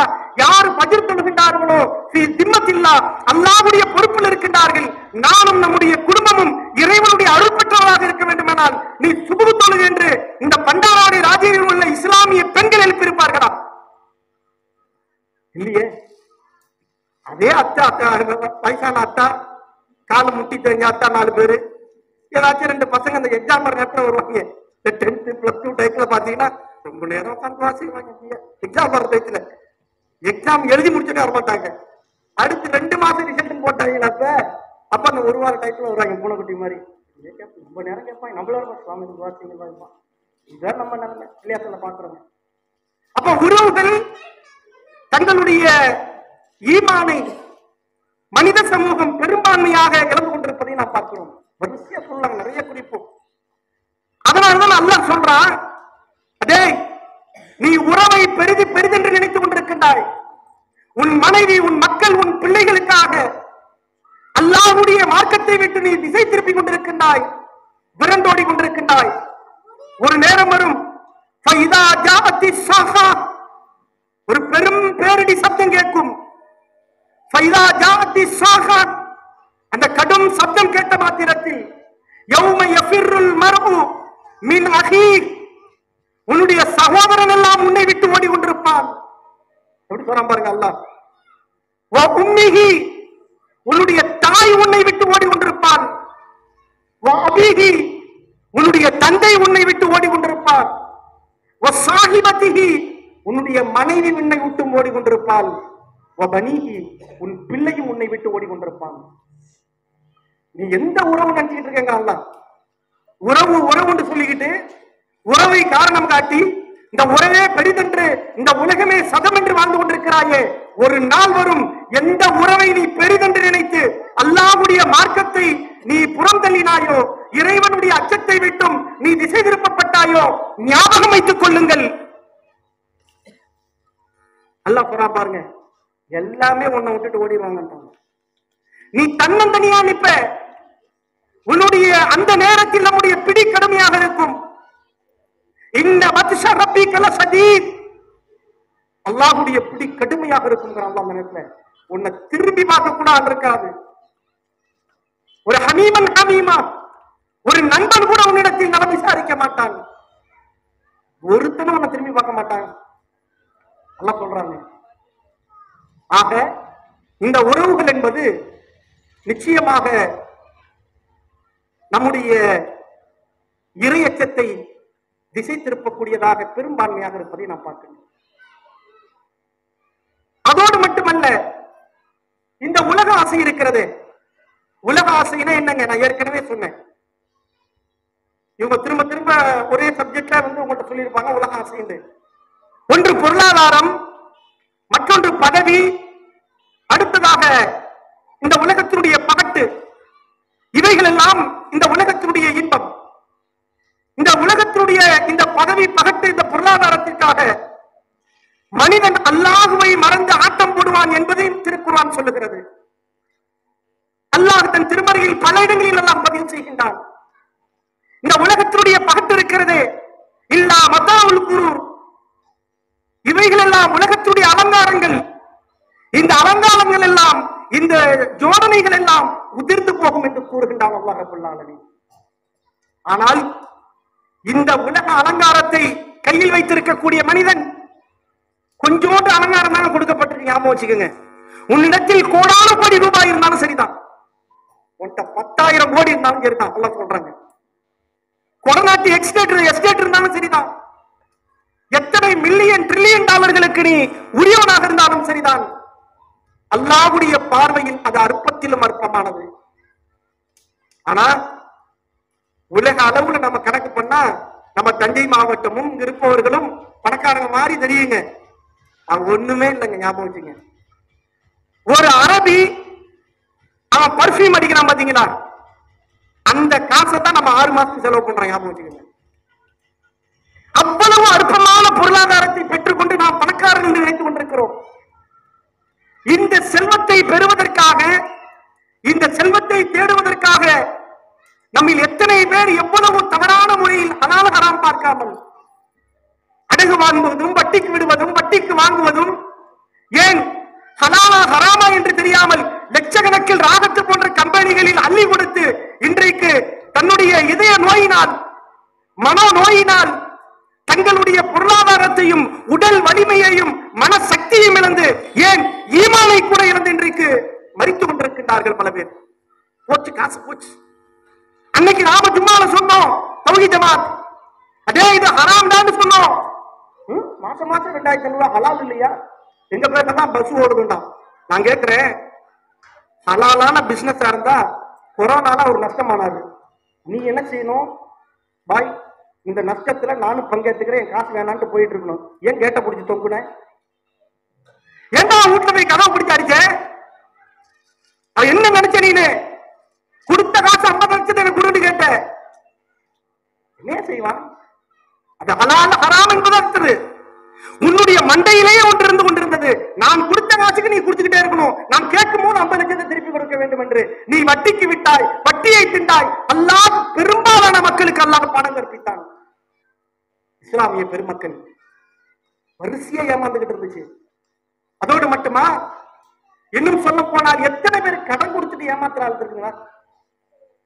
பொருளாதாரத்துல மோசமான ஆளுங்க ரொம்ப ரொம்ப மோசங்க நம்ம மக்கள். சாதாரணமா நம்மள்கிட்ட பாய் ஒரு 20 ரூபா இருக்கான்னு கேட்கறாங்க ஒருத்தன். நான் இப்பதான் ஜும்மாக்கு போயிட்டு வரேன், பரிசுல இடத்துல சீப்பை வச்சு அனுப்பிச்சுடுங்கிறான். சரி 20 ரூபா கேட்கிறாருன்னு நினைச்சுக்கிட்டு, என்ன 20 ரூபா கேட்கிறேன், 20,000 வாங்கிறான். அவ்வளவு சாதாரணமாங்க. நம்மளை பார்த்தோன்னே எப்ப பார்த்தாலும் வெளிநாட்டுல வர மாதிரி இருக்கா? தவிதால பார்த்தாலே அப்படிதான் இருக்கும், எப்ப பார்த்தாலும் வெளிநாட்டுல வர மாதிரி இருக்கும். 20,000 சாதாரணமா கேட்கிறாங்க. சரி கொடுத்தா என்ன ஆகும்? வாங்கும் போது நான் உழத்துனல்ல, திருப்பி வாங்க நீ உழத்துட்டு போயிடுவோம். அதோட முடிஞ்சு போச்சுங்க. கடன் கொடுத்தோம் உறவே போயிருங்க. ஏண்டா ஜக்காத்தா கொடுத்துட்டு போகலாம், 20,000 கேட்டதுக்கு இந்த 1000 ரூபாய் ஓடி போயிருந்துடும். ஏமாற்றுதல், ஹலால் ஹராம் பேணாதல். அதோடு மட்டுமல்லாமல் ஒருவேளை காசு கையில வந்துருச்சுன்னு வச்சுங்க, போடுற ஆட்டம் இருக்கு. சுபஹானல்லாஹ். சமீபத்துல ஒரு கல்யாணங்க நம்ம பகுதியில, கேள்விப்பட்டிருப்பீங்க. பந்தலே எத்தனை கோடியாங்க? 1 கோடி. நீ பார்த்த நான் பார்த்தேன், போட்டிருக்காங்க வீடியோ. 1 கோடி இல்ல, பல கோடிங்க. அது 2 பொம்பளை பேசிக்கிது, காதல வேற விடுது. அடி சுருக்கனை போடி, அது முச்சிட்ட முடிஞ்சிட போதான். நம்ம பொம்பளைங்க இருக்க ஐஸ்கிரீம் குடுக்கறதுக்கு 6 கப்பு திங்கிறது, முச்சிட்ட முடிஞ்சு போட்டான்னு காதல விடுது. அதுல ஒரே கூட்டம். அல்லாஹ்வுடைய தூதர் அவர்கள் சொன்னார்களே, எந்த திருமணத்தில் எளிமை இருக்கிறதோ, எந்த திருமணத்தில் எளிமையை கடைபிடிக்கப்படுகிறதோ, திருமணம் முடிச்சா மாதிரியே தெரியக்கூடாது, அங்கே இறைவனுடைய அருள் அபிவிருத்தி இருக்கிறது என்று சொன்னார்கள். எனக்கு இறைவனுடைய அபிவிருத்தி தேவையில்லை, இறைவனுடைய அருள் தேவையில்லை, எதுவும் எனக்கு தேவையில்லை. அல்லாஹ்வாவது ரசூலுல்லாஹ்வாவது பேருக்கு அள்ளிக்குத்தி பையனக்குமா எங்க அஜத்து வருவாரு, அஜத்துக்கு ஒரு கவர் கொடுப்போம், அவரும் போயிடுவாரு. எந்த அஜத்து சொன்ன ஆடம்பர திருமணத்துக்கு வரமாட்டேன். இன்றைக்கு நாங்கள் சொல்லுகின்றோம், இந்த தமிழ்நாடு தௌஹீத் ஜமாத்துடைய இமாம்கள், இந்த தமிழ்நாடு தௌஹீத் ஜமாத்துடைய அறிஞர்கள் எந்த ஆடம்பர திருமணத்தினுடைய இடத்திலும் காலடி தடங்களை படிக்க மாட்டார்கள். சரிங்களா? எத்தனையோ அரசியல் கட்சி தலைவர்கள் நீங்க பார்க்கலாம், பேஸ்புக் ட்விட்டர்ல. இந்த இயக்கத்தினுடைய தலைவர் அல்ஹாஜ் மௌலானா மௌலவி அல்ஹாஜ் தொழிலதிபர் இவருடைய திருமணத்தில் கலந்து கொண்டார், பொன்னாடை போத்தினார். ஒரே ஒரு தௌஹீத் ஜமாத் இமாமை காட்டுங்கள் பார்ப்போம். ஒரு பணக்கார வீட்டுல கல்யாணத்துல போய் திண்டுட்டு பொன்னாடை போட்டுனாங்க. யாருடைய உதவியும் எங்களுக்கு தேவையில்லை, செல்வந்தர்களுடைய தனவந்தம் எங்களுக்கு தேவையில்லை, அவர்களுடைய மரியாதை எங்களுக்கு தேவையில்லை. படைத்த இறைவன் எங்களுக்கு ஒருவன் போதுமானவன். அதே அந்த இறைவனை நம்பி, ஒருவனை நம்பிதான் தன்னந்தனியாக நின்ற போதும் இந்த தௌஹீதை நாங்கள் சொன்னோம், அல்லாஹ்வுடைய மார்க்கத்தை சொன்னோம். எதுவும் எங்களுக்கு தேவையில்லை. ஆடம்பர திருமணங்க, எத்தனை ஏழை குமரிகள் இன்றைக்கு தவித்துக் கொண்டிருக்கார்கள். எங்க ஜமாத்துல இல்லைங்க, ஓ ஜமாத்துல எங்கள்கிட்ட வருதுங்க மாப்பிள்ளை கேட்டு. நாங்க கேட்கிறோம் திருப்பிக்கிட்டு, ஏழை பிள்ளைங்க பாய், ஒரு பொண்ணுக்கு மாப்பிள்ளை இருந்தா சொல்லுங்க. நாங்க திருப்பிட்டு கேட்கிறோம், ஏழை பிள்ளையா, நம்ம ஊர்லையா? யார் அது? சும்மா ஜமாத்து பாய். அப்படியே என்கிட்ட வந்து மாப்பிள்ளை கேட்கிற, உங்க ஜமாத்துல தம்பி வரச்சுலாம் பண்ணுவீங்க, மான கேட்டவங்க.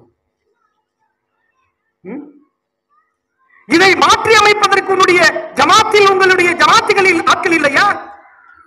எத்தனை குமர்களுடைய வாழ்வாதாரத்தை ஏற்படுத்த முடியும்? கேள்வி கேட்பதற்கு நாதி இல்லாமல் கோடிக்கணக்கான ரூபாயில் இன்றைக்கு வரதட்சணை திருமணங்களையும் ஆடம்பர திருமணங்களையும் கூத்து கும்மாளங்களையும் என்று நடத்தி கொண்டிருக்கிறார்கள் என்று சொன்னால், இவைகள் எல்லாம் பண திமிரனுடைய செருக்கு என்று சொல்லலாம், ஆடம்பரம் என்று சொல்லலாம். இது ஒரு பக்கம் உலக ஆதாயத்துக்காண்டி. உலக பெருமைக்காண்டி. இன்னொன்னு என்ன, இது பொருளாதாரத்தினால அல்லாஹ்வை மறக்கிறது. இன்னொன்னு பதவி மோகத்திற்காக அல்லாஹ்வை மறப்பது ஒரு கூட்டம் இருக்கிறது. பதவி மோகத்திற்காக இறைவனை மறக்கக்கூடிய கூட்டம் யார்? இந்த பதவிக்காகவும் இந்த உலகத்தினுடைய அற்ப செருக்குக்காகவும் அல்லாஹ்வுடைய மார்க்கத்தை இன்றைக்கு புறந்தள்ளுகின்றார்களே. குர்ஆன் ஹதீஸின் அடிப்படையில் ஒரு ஜனாசாவிற்கு அவருடைய பிள்ளைதான் தொழுகை நடத்த வேண்டும் என்று தெரிந்திருந்தும் இந்த அற்பமான உலகத்துடைய தலைவர், செயலாளர், பொருளாளர் என்ற பதவிக்காக, இந்த அற்பமான உலகத்துடைய இமாம், தலைவர் என்ற அற்பமான பதவிக்காக அல்லாஹ்வுடைய மார்க்கத்தை சொல்றேங்க. ஏயா ஹதீஸ் வருது, குர்ஆன்ல இப்படி சொல்லப்பட்டிருக்கு என்று நாம சொன்னா குர்ஆனை தூக்கி போடுங்கிறாங்க. உலகத்து ஒரு ஈமான் உள்ளவரா குர்ஆனை தூக்கி அண்ணன் ஐயா? நாங்க காரணமா என்ன காரணம்?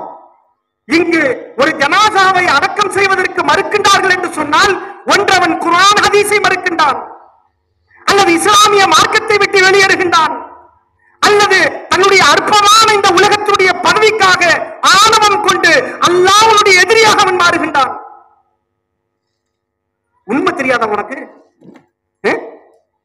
ஒரு ஜனாசா, அவருக்கும் அல்லாஹ்வுக்கும் இடையில் எல்லாம் சொல்லப்பட்டு விட்டது. அல்லாஹ்வுடைய தூதர்கள் சொன்னார்கள், லா தசுப்புல் அம்வாத், இறந்தவர்களை பற்றி வாய் திறக்காத நீனு, அவர்களுடைய ஏடுகள் என் கைவசம் வந்துச்சு சொன்னார். அல்லாஹ்வுடைய கைவசம் போயிடுச்சு. இந்த ஜனாசா ரசூலுல்லாஹ் இறந்த ஜனாசாவை ஊதனாக இருந்தாலும் மரியாதை செய்யணும்னு சொன்னாங்களப்பா.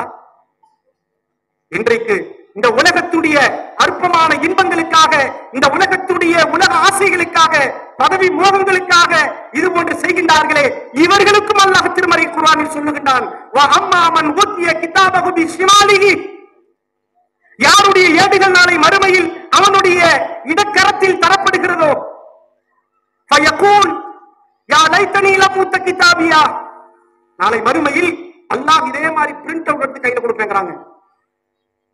அவனுடைய ஏடுகள், கிதாபுகள் கையில் தரப்படும். வலது கையில மலக்குமார்கள் கொடுத்துட்டாங்கன்னா அப்பயே முடிவு பண்ணிருங்க, படிக்கிறீங்களா இல்லையோ, அல்லாஹ் யா ரஹ்மானே நான் வெற்றி பெற்று விட்டேன், மன நிம்மதி அடைந்து விட்டோம். யாரு கையில இடது கையில நம்மூர் பாத்தியில பீஜ கையில கொடுக்குறாங்களோ கன்ஃபார்ம் பண்ணிக்கீங்க. ஏன் தெரியுமா? அல்லாஹ்வே சொல்றான் குர்ஆன்ல, ஃபயகூல், கையில வாங்கிய மாத்திரத்தில், ஃபயகூலு யா லைத்தனி லம் ஊத்த கிதாபியா, இறைவா இந்த விடைதான் என்னுடைய இந்த ஏடுகள் கொடுக்கப்படாமல் இருக்கலாமே, வலம் மத்ரி மா ஹிசாபியா, இறைவா என் கையில் கொடுக்கப்பட்டிருப்பதில் என்ன இருக்கிறது என்று எனக்கு தெரியவில்லையே, யா லைத்தஹா கானத்தில் காலியா, ரஹ்மானே இறைவா நான் உலகத்தில் மரித்து போனேனே, நான் செத்து போனேனே, அதோடு நான் போயிருக்க கூடாதா?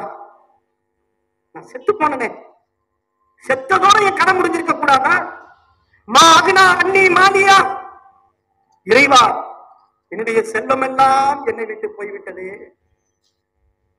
கோடான கோடியிலே, மில்லியன் கணக்கிலே ஆடம்பர திருமணம் முடித்தவனும் சொல்வான் நாளை மறுமையில், மா அக்னா அன்னி மாலியா, இறைவா என்னுடைய செல்வங்கள் எல்லாம் என்னை கைவிட்டதே. ஹலக அன்னி சுல்தானியா, என்னுடைய பதவியும் என்னை கைவிட்டு விட்டதே. அல்லாஹ் சொல்றான் பாருங்க, ஆட்டமா போட்ட நீ ஆட்டம், இந்த உலக இன்பத்திற்காக வேண்டி, அற்ப பொருளாதார இன்பங்களுக்காக வேண்டி, அற்பமான பதவி மோகங்களுக்காக வேண்டி குர்ஆன் ஹதீஸை மறுத்து, குர்ஆன் ஹதீஸை பொய்ப்பித்து, ஆடம்பர திருமணம், குர்ஆன் ஹதீஸை மறுத்து வீண் விரயமான காரியங்களில் ஈடுபட்டாயே, ஜனாசாவை அடக்கம் செய்வதற்கு மறுத்தாயே, ஆணவம் கொண்டாயே, பெருமை கொண்டாயே, அப்பொழுது நீ சொல்வாய் ஹலகா அன்னி சுல்தானியா, இறைவா என் ஆட்சி அதிகாரம் எல்லாம் என்னை விட்டு போய்விட்டதே என்று கதர்வான். அப்பொழுது அல்லாஹ் சொல்லுகின்றான், குதுஹு ஃபகுல்லு, டேய் பிடியுங்கள் அவனை. மலக்குமார்களுக்கு அல்லாஹ் கட்டளையிடுகின்றான், பிடியுங்கள் அவனை, ஃபகுல்லு, அவனை சங்கிலியால் கட்டுங்கள் என்று அவர்களுக்கு சொல்லப்படும், விலங்கு மாட்டப்படும் என்று அல்லாஹ் கூறுகிறான். ஆக மொத்தம் உறவு கொண்டு வந்தாலும் அலேட்டா இருக்கணும், பொருளாதாரம் என்று வந்தாலும் அலேட்டா இருக்கணும். நம்ம எந்த அளவுக்கு அலர்ட்டா இருக்கணும் தெரியுங்களா? அல்லாஹ்வுக்கு என் அன்பிற்குரிய சகோதர சகோதரிகளே, ஒரு 5 நிமிஷத்துல முடிச்சிருவோம். இப்பதான் தீர்ப்பு வரப்போகுது. எந்த அளவுக்கு அலர்ட்டா இருக்குன்னு தெரியுங்களா? உலகத்துடைய ஆதாயமாக இருந்தாலும் சரி, உறவுகளாக இருந்தாலும் சரி, இதற்கு அல்லாஹ் ஒரு அழகான உவமையை கூறுகின்றான். அல்லாஹ் ரப்பல் ஆலமீன் திருமறை குர்ஆனில் இந்த உலகத்திலேயே மிக அற்புதமான ஒரு உவமையை அல்லாஹ் கூறுகின்றான். ஆட்சி அதிகாரமும் அனைத்து வல்லமையும் பெற்ற பிராவுனுடைய மனைவி அல்லாஹ் கூறுகின்றான். பரா மன்னர், இவ்வளவு பெரிய மன்னருங்க, உலகத்துடைய பெரும் சாம்ராஜ்யத்தை ஆண்டு கொண்டிருந்தான். அவனுடைய மனைவி, அவர்களை அல்லாஹ் கூறுகின்றான். ஒன்று மன்னனுடைய மனைவி, இரண்டாவது எப்படி வாழ்ந்திருக்கும் நினைச்சு பாருங்க. பிராவுனுடைய மனைவி எப்படிப்பட்ட மாளிகையில் இருந்திருக்கும். அந்த மாளிகையில் இருந்து வாழ்ந்து கொண்டிருக்கக்கூடிய இந்த பிராவுனுடைய மனைவி, அவர்கள் அல்லாஹ்வுடைய மார்க்கத்தை ஏற்றுக்கொள்ளுகின்றார்கள். பிராவுனை பார்த்து சொல்றாங்க, அதே நீ என்னடா கடவுள் சொல்ற? நீயா கடவுளு? நீ அற்பமான மனிதன், பலகீனமானவன், உன்னிடத்தில் எல்லா வகையான பலகீனமும் இருக்கிறது. இங்க அந்த அகில உலகையும் படைத்த அல்லாஹ் ஒருவன் தான் மகத்தானவன் என்று பிராவுனுடைய மனைவி ஏற்றுக்கொண்ட மாத்திரத்தில் எடுத்து பேசுறாங்க. அவன்கிட்ட சொன்ன உடனே குர்ஆன் அல்லாஹ் சொல்றான் பாருங்க, லரபல்லாஹு மஸலன் இம்ராத ஃபிரௌன், ஃபிரௌனுடைய மனைவியை லரபல்லாஹு மஸலன் லில்லதீன ஆமனு, நம்பிக்கை கொண்ட ஒட்டுமொத்த மூமின்களுக்கும் அல்லாஹ் உதாரணம் கூறுகின்றான். இம்ராத ஃபிரௌன், ஞாபகம் வச்சுக்கோங்க, ஆம்பளைக்கு சரி பெண்களுக்கும் சரி, உலகம் அழியும் வரைக்கும் அல்லாஹ் ஒரு மாடல் அல்லாஹ் காட்டுறாங்க. இந்த மாடல் மாதிரி நீ வாழுங்க அல்லாஹ். லரபல்லாஹு மஸலன், நாம் ஒரு மாடலை சொல்லுகின்றோம். பிராவுனுடைய மனைவி போன்று எல்லோரும் மூமின்கள் இருங்கள் என்று அல்லாஹ் கூறுகின்றான். என்ன செய்தார்கள் தெரியுமா? பிராவுனுடைய மனைவி இன்பமான வாழ்க்கை வாழ்ந்து கொண்டிருந்தார்கள், அழகான மாளிகையில் வாழ்ந்து கொண்டிருந்தார்கள், ஆட்சி அதிகாரமிக்க கணவனிடத்தில் வாழ்ந்து கொண்டிருந்தார்கள். அல்லாஹ் ஒருவன் என்ற செய்தியும் பிராவுன் அற்பமான மனிதன், இறை அடிமை என்று தெரிந்த மாத்திரத்தில் இந்த தௌஹீதை சொன்னார்கள். சொன்ன மாத்திரத்தில் அவனுடைய துன்பம் இருக்கிறதே, கடுமையான துன்பங்க. அந்த குர்ஆனுடைய வசனத்திலே அது வருது. அவங்க அல்லாஹ்ட்ட கேட்கிறாங்க, இறைவா இறைவா, எனக்கு நாளை மறுமையில் எனக்கு ஒரு சுவனத்தில் ஒரு வீட்டை தா ரஹ்மானே, வநஜ்னி மின் ஃபிரௌன வ அமலிஹி, என் கணவன் ஃபிரௌனிடமிருந்தும் அவனுடைய கொடும் செயலில் இருந்தும் இறைவா என்னை காப்பாற்றுவாயாக. அடி விழுதுங்க. எந்த அளவுக்கு இருக்கும் நினைச்சு பாருங்க. கட்டுன மனைவியே தனக்கு மாறு செய்யும் போது சும்மா இருப்பாங்க. அவன் அநேகமா அவங்களை கொண்டிருப்பான். அவங்க கேட்கிறாங்க, இறைவா வநஜ்னி மினல் ஃபிரௌன வ அமலிஹி, இந்த பிராவன் என்ற இந்த கொடுங்கோலன் என்னுடைய கணவனிடமிருந்தும் இறைவா அவனுடைய அட்டூழியங்களிலிருந்தும் வேதனையிலிருந்தும் என்னை காப்பாற்றுவாயாக என்று சொல்லிவிட்டு பிராவுனுடைய மனைவி அல்லாஹ்விடத்தில் சரணடைந்தார்களே. மாட மாளிகையில வாழ்ந்தவங்க தெரியுங்களா? மாட மாளிகையில வாழ்ந்தவங்க கற்பனை கூட பண்ண முடியாதுங்க. இன்னைக்கு நம்ம பயானுக்கு வாங்கி கூப்பிட்டா சில பேர்த்த அல்லாஹ் அவங்களா போனா வேக்குதுமா, பேரே ஏசியா போடுறது இல்லை. உங்க பள்ளியில ஏசி இல்லைங்க, நம்ம ஊர்ல வந்துருக்கலையா? எல்லா ஊர்லயும் ஏசி வச்சுக்கிட்டாங்க, பண்டால வச்சுக்கிட்டாங்க, ராஜியில உங்க பள்ளியில ஏசி இல்லப்பா. ஏசி ரசூல் நகரத்துல ஏசியா இருக்கு, டைல்ஸ் கூட இல்லையப்பா. எப்பேற்பட்ட ஒரு ஈமானிய தன்மை பிராவுன் அவர்களுடைய மனைவி இருந்திருந்தால் அல்லாஹ் ஒட்டுமொத்த சமூகத்திற்கும் அல்லாஹ் கூறியிருப்பான்.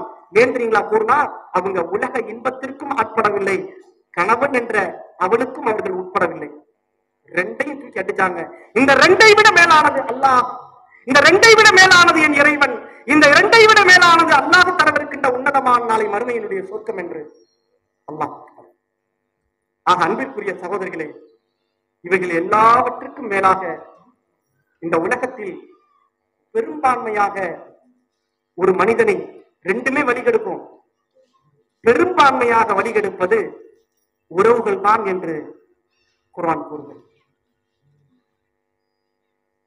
பெரும்பான்மையாக ஒரு மனிதனுடைய ஈமானுக்கு வேட்டு வைப்பது குர்ஆன் கூறுவது அவனுடைய உறவுகள் தான் என்று திருமறை குர்ஆன் சொல்லுகிறது. என்றீங்களா? நபியே ஓ இதா கீல லஹும் முத்தபியூ, அவர்களிடத்தில் நபியே நீங்கள் சொல்லுங்கள், ஓ இதா கீல லஹும் முத்தபியூ மா அன்ஸலல்லாஹ், அல்லாஹ் அருளிய வேதத்தின் பக்கம் வாருங்கள் என்று நபியே நீங்கள் சொன்னால், காலு பல் நத்தபியூ மா அல்ஃபைனா அலைஹி ஆபானா, என்ற குர்ஆனை பின்பற்று நபியே நீங்கள் அவர்களிடத்தில் சொன்னால், காலு அவர்கள் சொல்லுகின்றார்கள், என்ன சொல்றா தெரியுமா? பல் நத்தபி அலைய பல் நத்தபி காலு பல் நத்தபி அலைய ஆபானா. எங்கள் முன்னோர்கள் எதில் நாங்கள் கண்டோமோ, எங்க பாட்டனார், எங்களுடைய தந்தை, எங்களுடைய தாயை எதை கண்டோமோ, எங்கள் குடும்பத்தவருடைய எங்களுடைய உறவுகள் எதை கண்டோமோ அதைத்தான் நாங்கள் பின்பற்றுவோம்.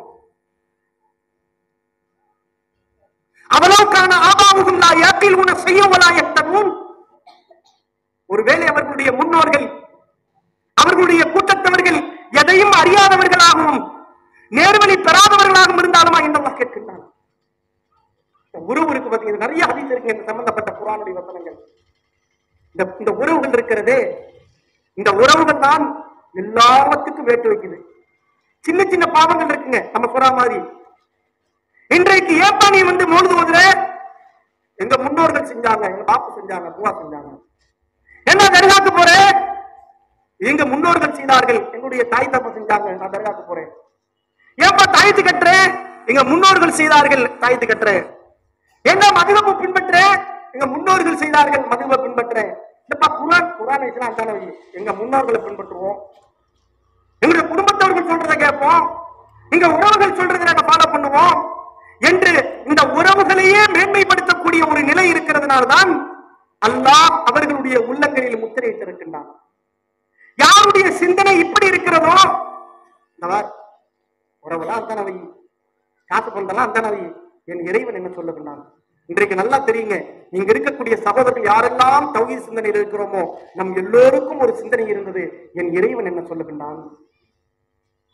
எங்களுடைய இறை தூதர்கள் என்ன சொன்னார்கள், எங்கள் உயிரே போனாலும் சரிதான், ஃபிரௌனுடைய மனைவி எப்படி இந்த ஏகத்துவ கொள்கையில் உறுதிமிக்கவர்களாக இருந்தார்களோ நாங்கள் இருப்போம் என்று சொல்லி உறவுகளுக்கு முக்கியத்துவம் தராமல் உறவுகளுக்கு கண்ணியத்தை தருவோம், உறவுகளுக்கான உபகரத்துவம் என்ன சொல்லுங்க, அவர்களுக்கான உதவிகளை செய்வோம், அவர்களிடத்தில் நல்லுபகரத்தில் நடந்து கொள்வோம், தாயாக இருந்தாலும் தந்தையாக இருந்தாலும் மரியாதையும் கண்ணியம் செய்வோம். ஆனால் இறைவனுக்கு எதிராக அவர்கள் ஒருபோதும் அவர்கள் ஏதேனும் சொன்னால் அல்லாஹ் தான் எங்களுக்கு முன்னிலை இருப்பான், அல்லாஹ் தான் எங்களுக்கு மேலானாக இருப்பான் என்று சொல்லி இந்த உறவுகள் தான் அதிகமாக இன்றைக்கு வழிகெடுத்துக் கொண்டிருக்கக்கூடிய நிலையில் இருந்தாலும் அல்லாஹ் ரப்பல் ஆலமீன் எது எப்படி இருந்தாலும் உறவு நம்மளை வழிகெடுத்தாலும் சரிதான், நம்முடைய இந்த உலக ஆசைகள் வழிகெடுத்தாலும் சரிதான், அல்லாஹ்விடத்தில் நாம் அழகிய ஒரு பிரார்த்தனை செய்ய வேண்டும். ரப்பனா லா துஸிக் குலூபனா பஅத இத் ஹதைதனா வ ஹப் லனா மின் லதுன்க ரஹ்மா. இறைவா லா துஸிக் குலூபனா, எங்களுடைய இதயங்களை, எங்களுடைய உள்ளங்களை ரஹ்மானே நீ பிறழச் செய்து விடாதே, வழித்தவர செய்து விடாதே. பஅத இத் ஹதைதனா, இதுதான் நேரான பாதை என்று காட்டிய பிறகு ரஹ்மானே எங்களுக்கு நேர்வழி விட்டு பிறழச் செய்து விடாதே ரஹ்மானே.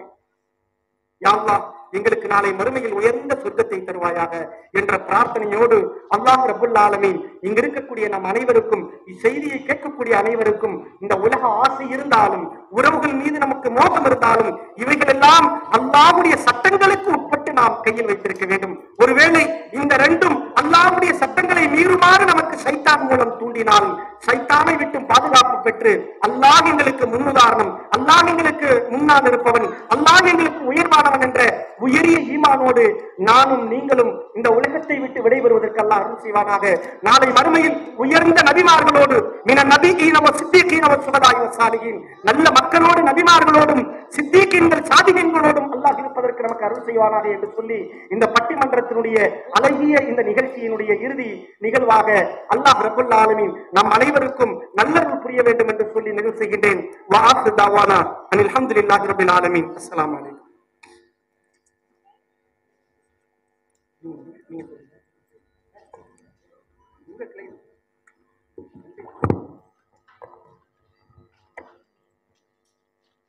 அஸ்ஸலாமு அலைக்கும் வரஹ்மத்துல்லாஹி வபரகாத்துஹு. அல்ஹம்துலில்லாஹ்.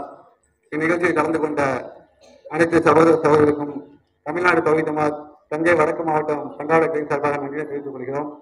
இதற்கு அனுமதி அளித்த காவல்துறை நண்பர்களுக்கும் இதற்கு ஏற்பாடு செய்த கிளை நிர்வாகிகளுக்கும் தமிழ்நாடு தௌஹீத் ஜமாத் நிர்வாகத்தின் சார்பாக நன்றியை தெரிவித்துக் கொள்கிறோம்.